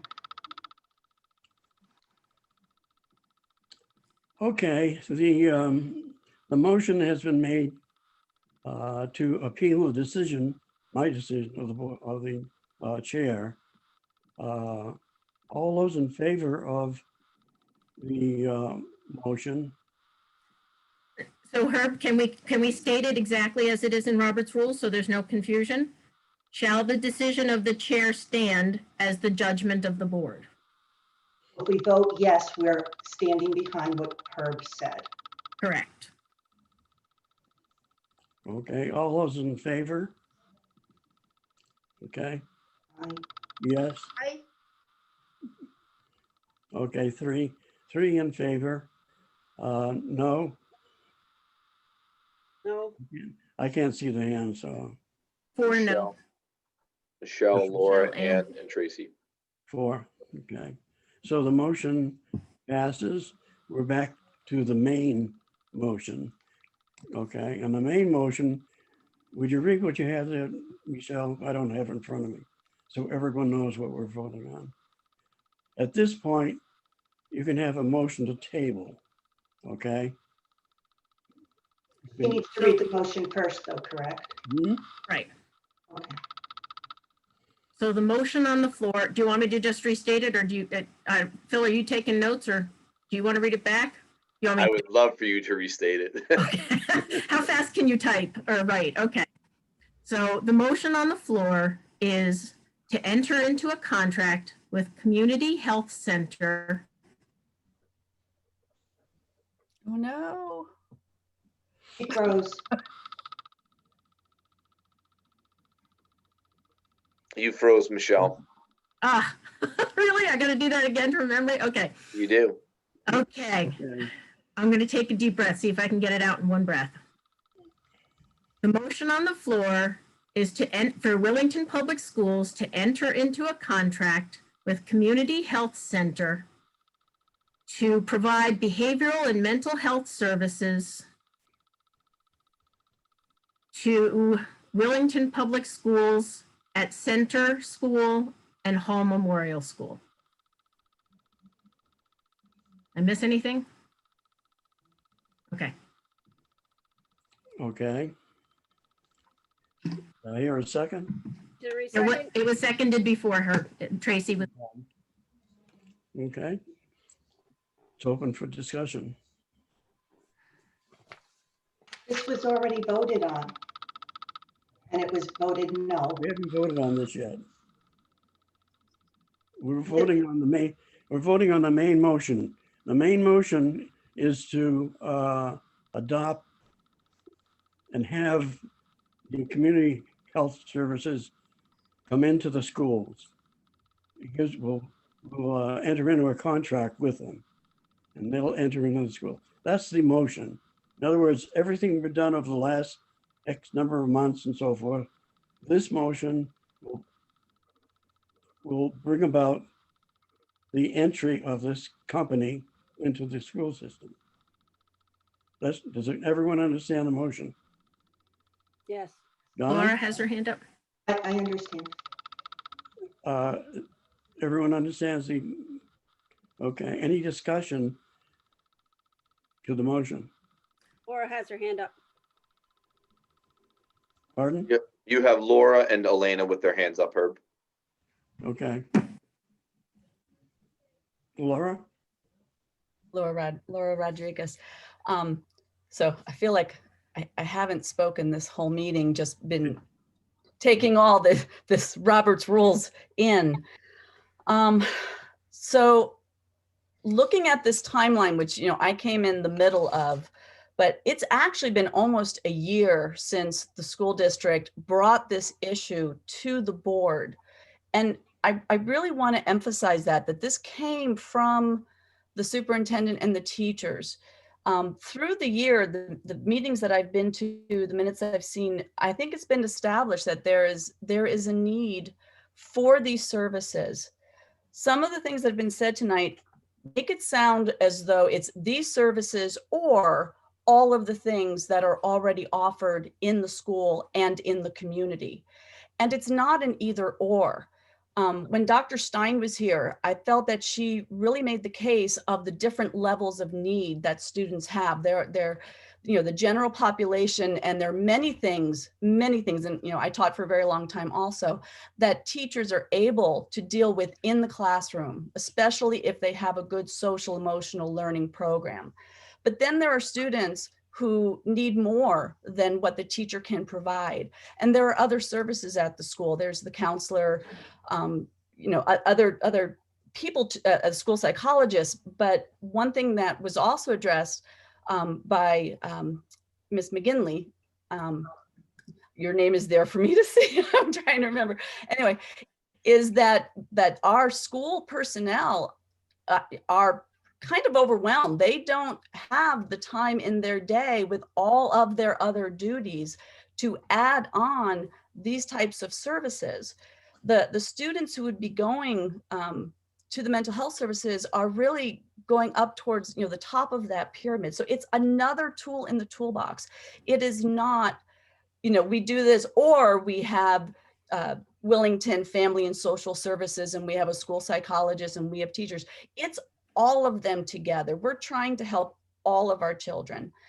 I was actually going to start my comment right now, and I'm going to get choked up just saying it, simply by saying Columbine, 1999, Sandy Hook, 2012, and in between 31 school shootings.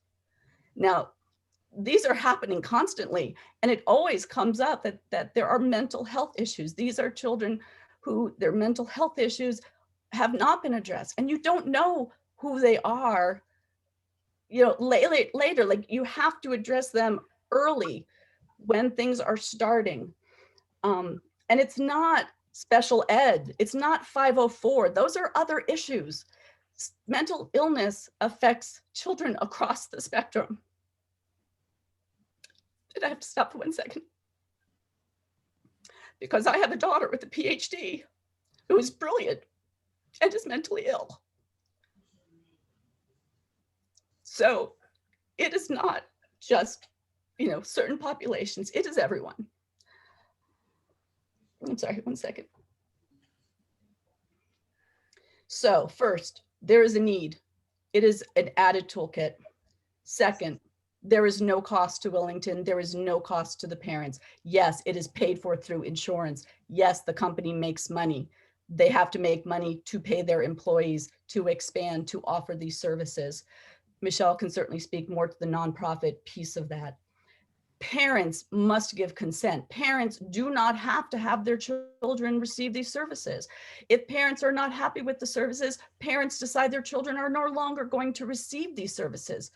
That was made very clear from the discussions that we've had. So I'm not sure why that piece keeps coming up. Third, we are making a contract for mental health and behavior services. So I'm not sure why we keep going on to other medical services. They can't just expand because they want to. If they want to give dental services or other types of community health services, we as a board, that is our responsibility to say, okay, you know what? Dental services would be good or whatever. But that is not, they just don't expand because they want more business, right? That is our job. We oversee that. And that is part of our purview. That's not any type of special training that we need for that. And then another point that was made was they would be pulled out of, Herb, you made this one, that they'd be pulled out of classes for services. Right. If they're pulled out within the school and they go for the services that their parents want them to have, it will be much less of their school day than if the parent has to pick them up, take them to services which are not located in this area, and bring them back. They're going to miss half a day of school rather than, say, a 45-minute session or whatever the sessions would be. So I honestly, this is something I think would be so beneficial for our students. Parents are still in charge. We as a board are still in charge of what services we want. They are licensed professionals. Oh, the other comment, the pedophile comment. Yes, there are pedophiles everywhere. That is a concern. There are teachers who are pedophiles. There are, but these are licensed professionals, same as teachers are licensed professionals. So I just don't think that is an argument against getting mental health services for our children. If parents were going to go to a clinic somewhere else, that could be the same situation.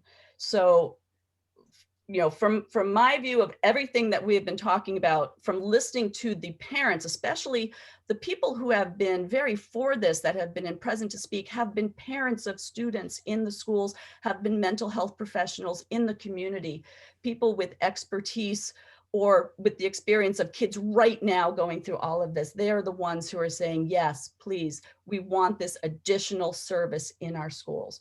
So I just want to say that and very much, I think that this would be something very, very good for our schools. So I am very much for it. Thank you. Okay, thank you, Laura. Who else had that? Someone else had their hand up, didn't they? Yeah, Elena has her hand up. Elena? Yes, I still would insist to table this motion because it contradicts our policies. I would suggest to table it to the next meeting with whatever the lawyer will be available. Thank you. Ann and Tracy have their hands up too. Tracy, yeah. Ann can go first.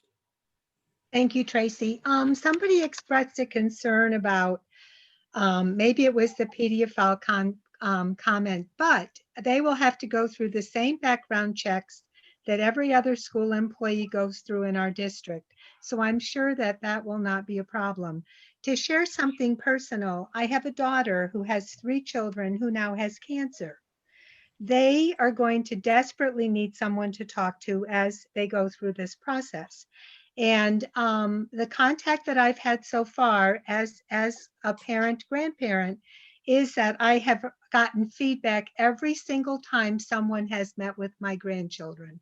So I'm sure it's not going to be a one-shot get permission.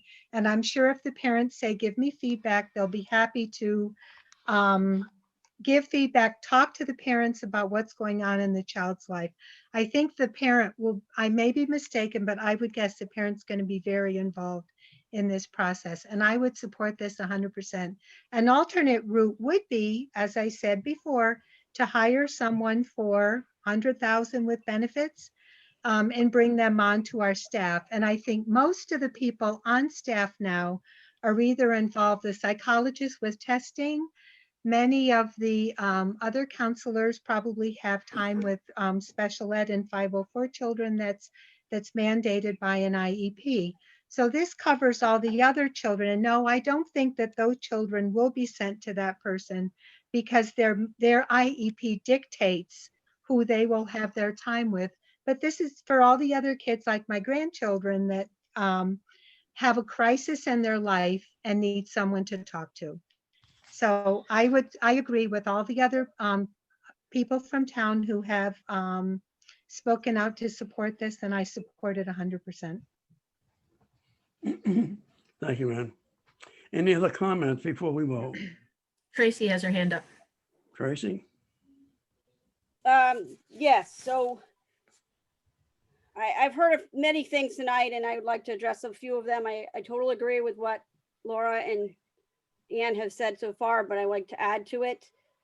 I mean, this was brought to our attention by Superintendent Stevens in March after a meeting with Marsha McGinley, and he said that the caseloads are huge and they were looking for solutions to help with the number of students who need counseling services that they are not able to meet because they are so great. And there are 190 schools in the state who are currently using this program, many of which have been using them for years and have trusted them and have not had issues, because we would hear about issues, because when issues happen in education in Connecticut, it immediately hits the news. So we would hear about it if it was happening truly here in Connecticut. It may have happened in other states that do not have the same regulations that Connecticut does, but we all know Connecticut has laws about everything, and they make everything really difficult.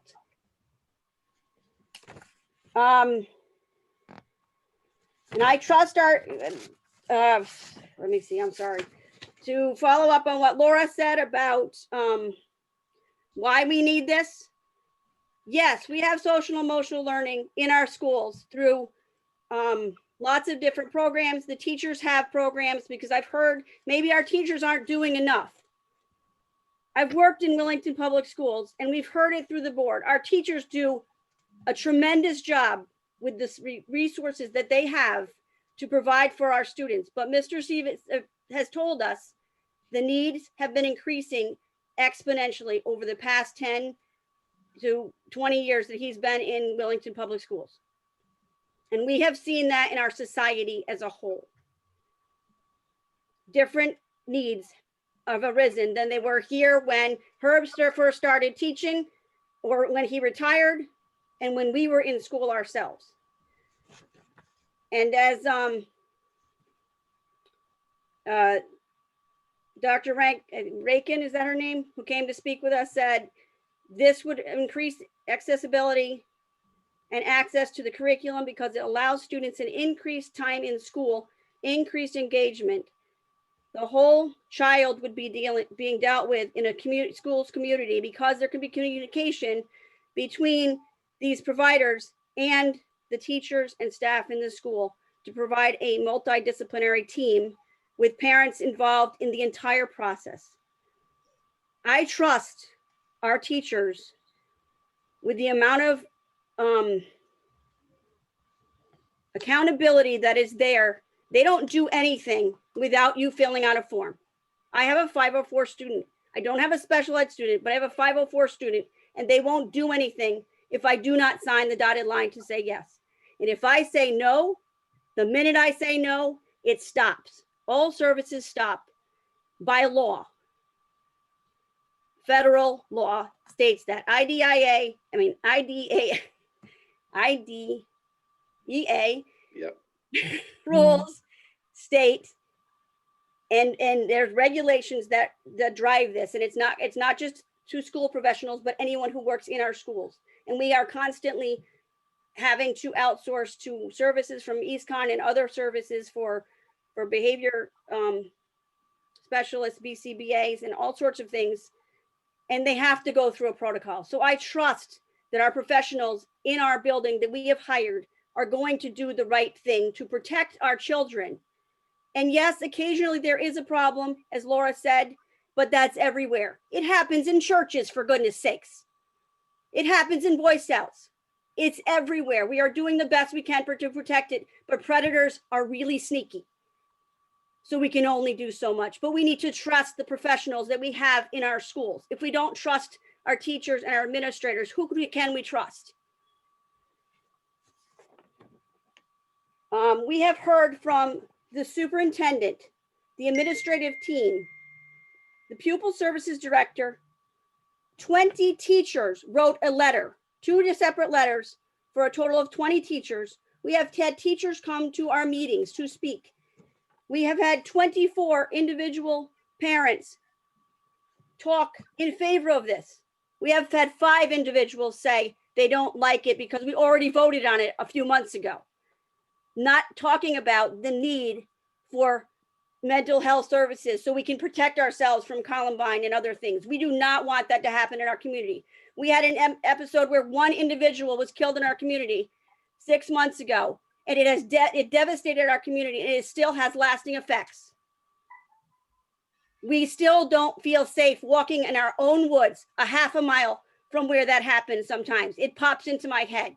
I do not need to have a criminal decide that they weren't serviced properly 20 years ago in our schools because we didn't provide mental health services, come in and shoot our children and teachers.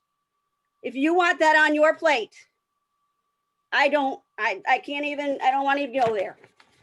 Because you think we might have someone asking our children about contraception, which doesn't even go into mental health services.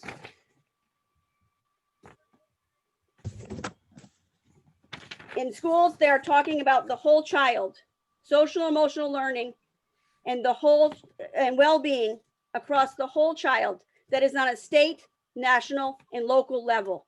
All schools are dealing with that issue right now, and this would put us at the top of providing those services to our children. So I strongly am in favor of this, and I strongly in favor of supporting the people we are here to provide services for. And we had a CABE representative come and tell us we should be listening to our constituents, our parents, our teachers, our administrators.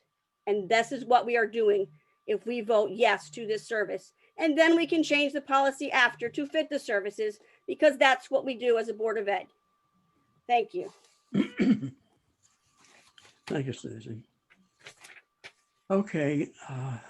Elena has her hand up. Elena? I move to table this motion till the pending a meeting with the next meeting with the lawyer. There's already a motion on the table. No, I can still table it. No, she can make a motion to table. So I make a motion to table this motion. Okay. Pending a new meeting with the Moved and lawyer. seconded to table this motion until the next meeting? Or when do we get information? Donna seconded. Yeah, I see her now. Okay. All those in favor of the motion signify by saying aye. Aye. Yes, 3 yes. All those opposed to the motion signify by saying no. No. No, No. I see one hand. Where are the others? 2? we're all here. All here. You have We 4 verbally no's. said it. The motion to table does not prevail. We're back to the main motion. Any other comments on the main motion? Yeah, Donna has a. Donna had her hand up first. I just want to remind all the parents that the group that we're talking about does provide telehealth mental health services now. You don't have to wait. This is available to you in your own homes. You can contact them. They will accept your insurance, and you can discuss with them if you need a sliding scale. I'm not sure if it's free, but I just want you to know if there's something going on now, you don't have to wait.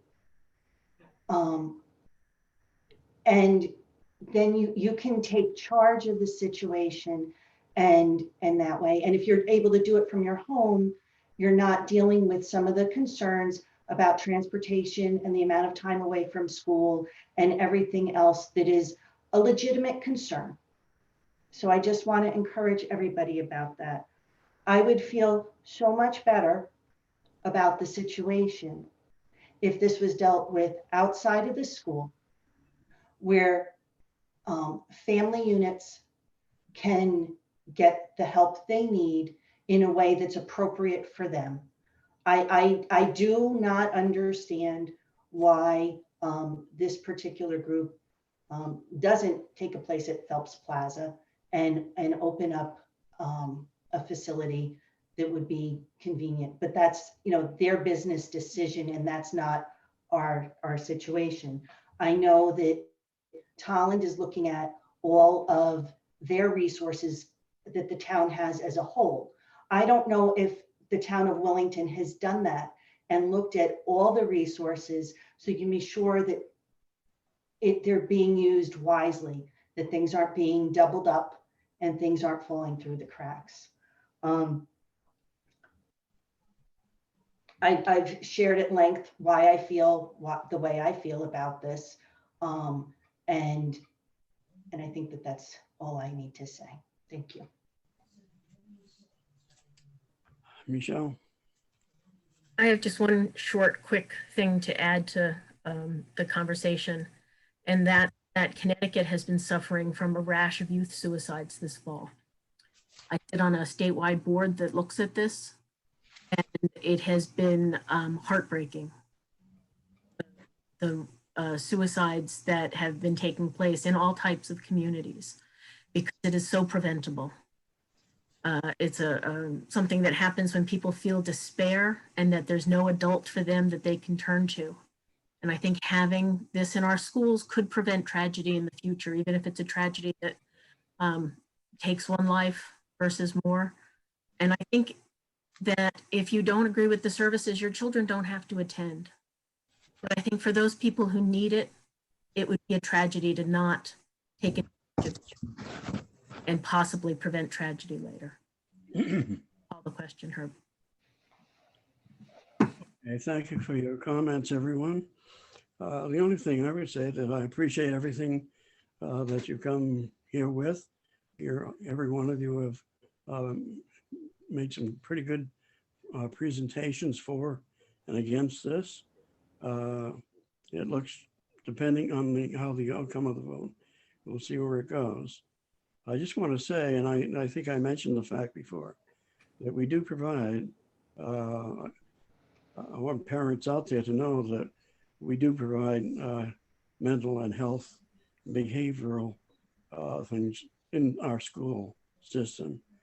And I spoke to Phil earlier in the meeting and asked him about the behavior and health curriculum that we have been developing. I haven't seen it yet, but I'm sure that the board will take a look at it in the near future. So we do provide extensive programs through our special ed and our 504, as I said, our guidance people, special services, outplacement. So we do have this available, and bringing a private nonprofit in who will probably be very aggressive in what they're going to be doing, even with their contract, may take some students away from the groups that I just mentioned. I don't know whether it will have an impact on staffing or not. In other words, if we have someone in the building handling mental and behavioral issues, I don't know what impact that will have on the personnel, say in special ed or guidance or school psychologists and things like that. That's something, and also social worker. So we'll see where that goes. But has everyone finished anything else that you want to throw on the table for discussion purposes? We have not voted on the main motion, Michelle, yet. Okay. I'm ready. I'm ready whenever you are, Herb. You were ready 6 months ago. Come on. Okay, we're voting on the motion. Everyone understands what we're doing. All those in favor of the motion? Would you read the motion, please, so I'm clear? Yeah, I can read it. Yeah, read it back, Steve, Mr. Yep. It's for the Wellington Public Schools to enter into a contract with the Community Health Center, Inc. to provide behavioral and mental services to the Wellington Public Schools at Center and Hall Schools. Okay. All those in favor of the motion signify by saying aye, and please raise your hand. Aye. Aye. Okay, I guess we have 4. I can't see everyone, but. You are Yes, correct. there were 4. All those opposed, raise your hands, please. Aye. Aye. All right, okay, so it's 3. So the motion is 4 in favor, 3 against. The motion passes. We will now have this company in our building somewhere, okay, in the near future. The contract, Phil, which will have to be negotiated, I think we have some committees, and maybe the negotiation committee will work with you and anyone else that you know of. Will you be able to get contracts that they may have had before with other schools, or get some- Yes, and with most contracts that we deal with here, they go through the attorney as well to make sure there's nothing in there. And I'm glad you said that about the committee, Herb, because I think that would be my recommendation as well. And I know that there's some folks that still are unsure about this agency, and I think that it would be pretty easy to develop some regulations that align with your policy that are specific to an outside agency and the expectations that you would want for this group. Okay, so we'll put it in the committee with Mr. Stevens, and they'll come up with the contract with this outfit. And then once they resolve the contract, committee members resolve the contract, it will come before the board for ratification. Okay? Fine. Excuse me, Herb, can I say something? Okay, yes, go ahead. Thank you. As you mentioned the committee, I assume it will be a committee from the Board of Education. I'd like to be on that committee. The committee is already established, I believe. What kind of I committee? don't remember who's on it, but Negotiating committees, and I'm on it. I have it somewhere. Maybe before the meeting's over here, if we have some people who want comments, I can find it. Okay. Phil, I think we're ready for board comments. Do we have anyone? Who do you want to go first, Herb? I don't have a list, but you have it in front of you.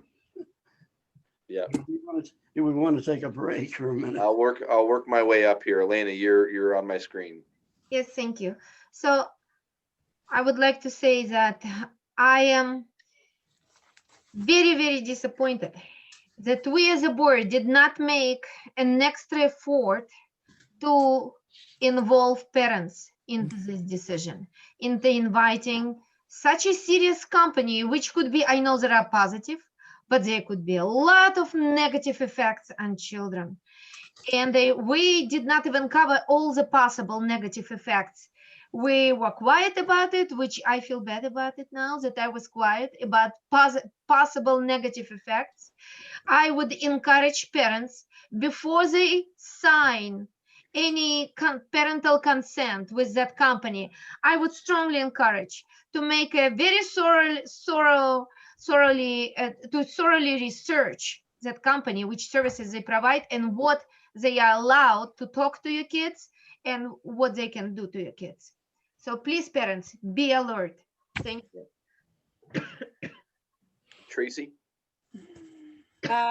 Yes, I think we made a very important decision tonight for the benefit of our children in Wellington, and we are providing a service that is very much needed, not only here in Wellington, but across many other schools. So I'm glad that we are on board with this. And I think we need to follow data and find out, have we made the right decision? So that in a time frame, we decide, do we continue or don't we? But I am sure there will be data being taken by Ms. McGinley and the administrative teams to determine if we've made the right decision.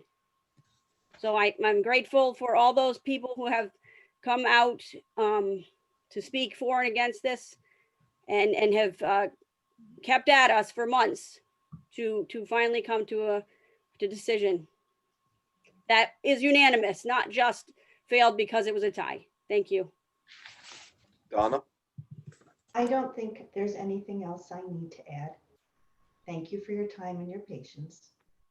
Laura?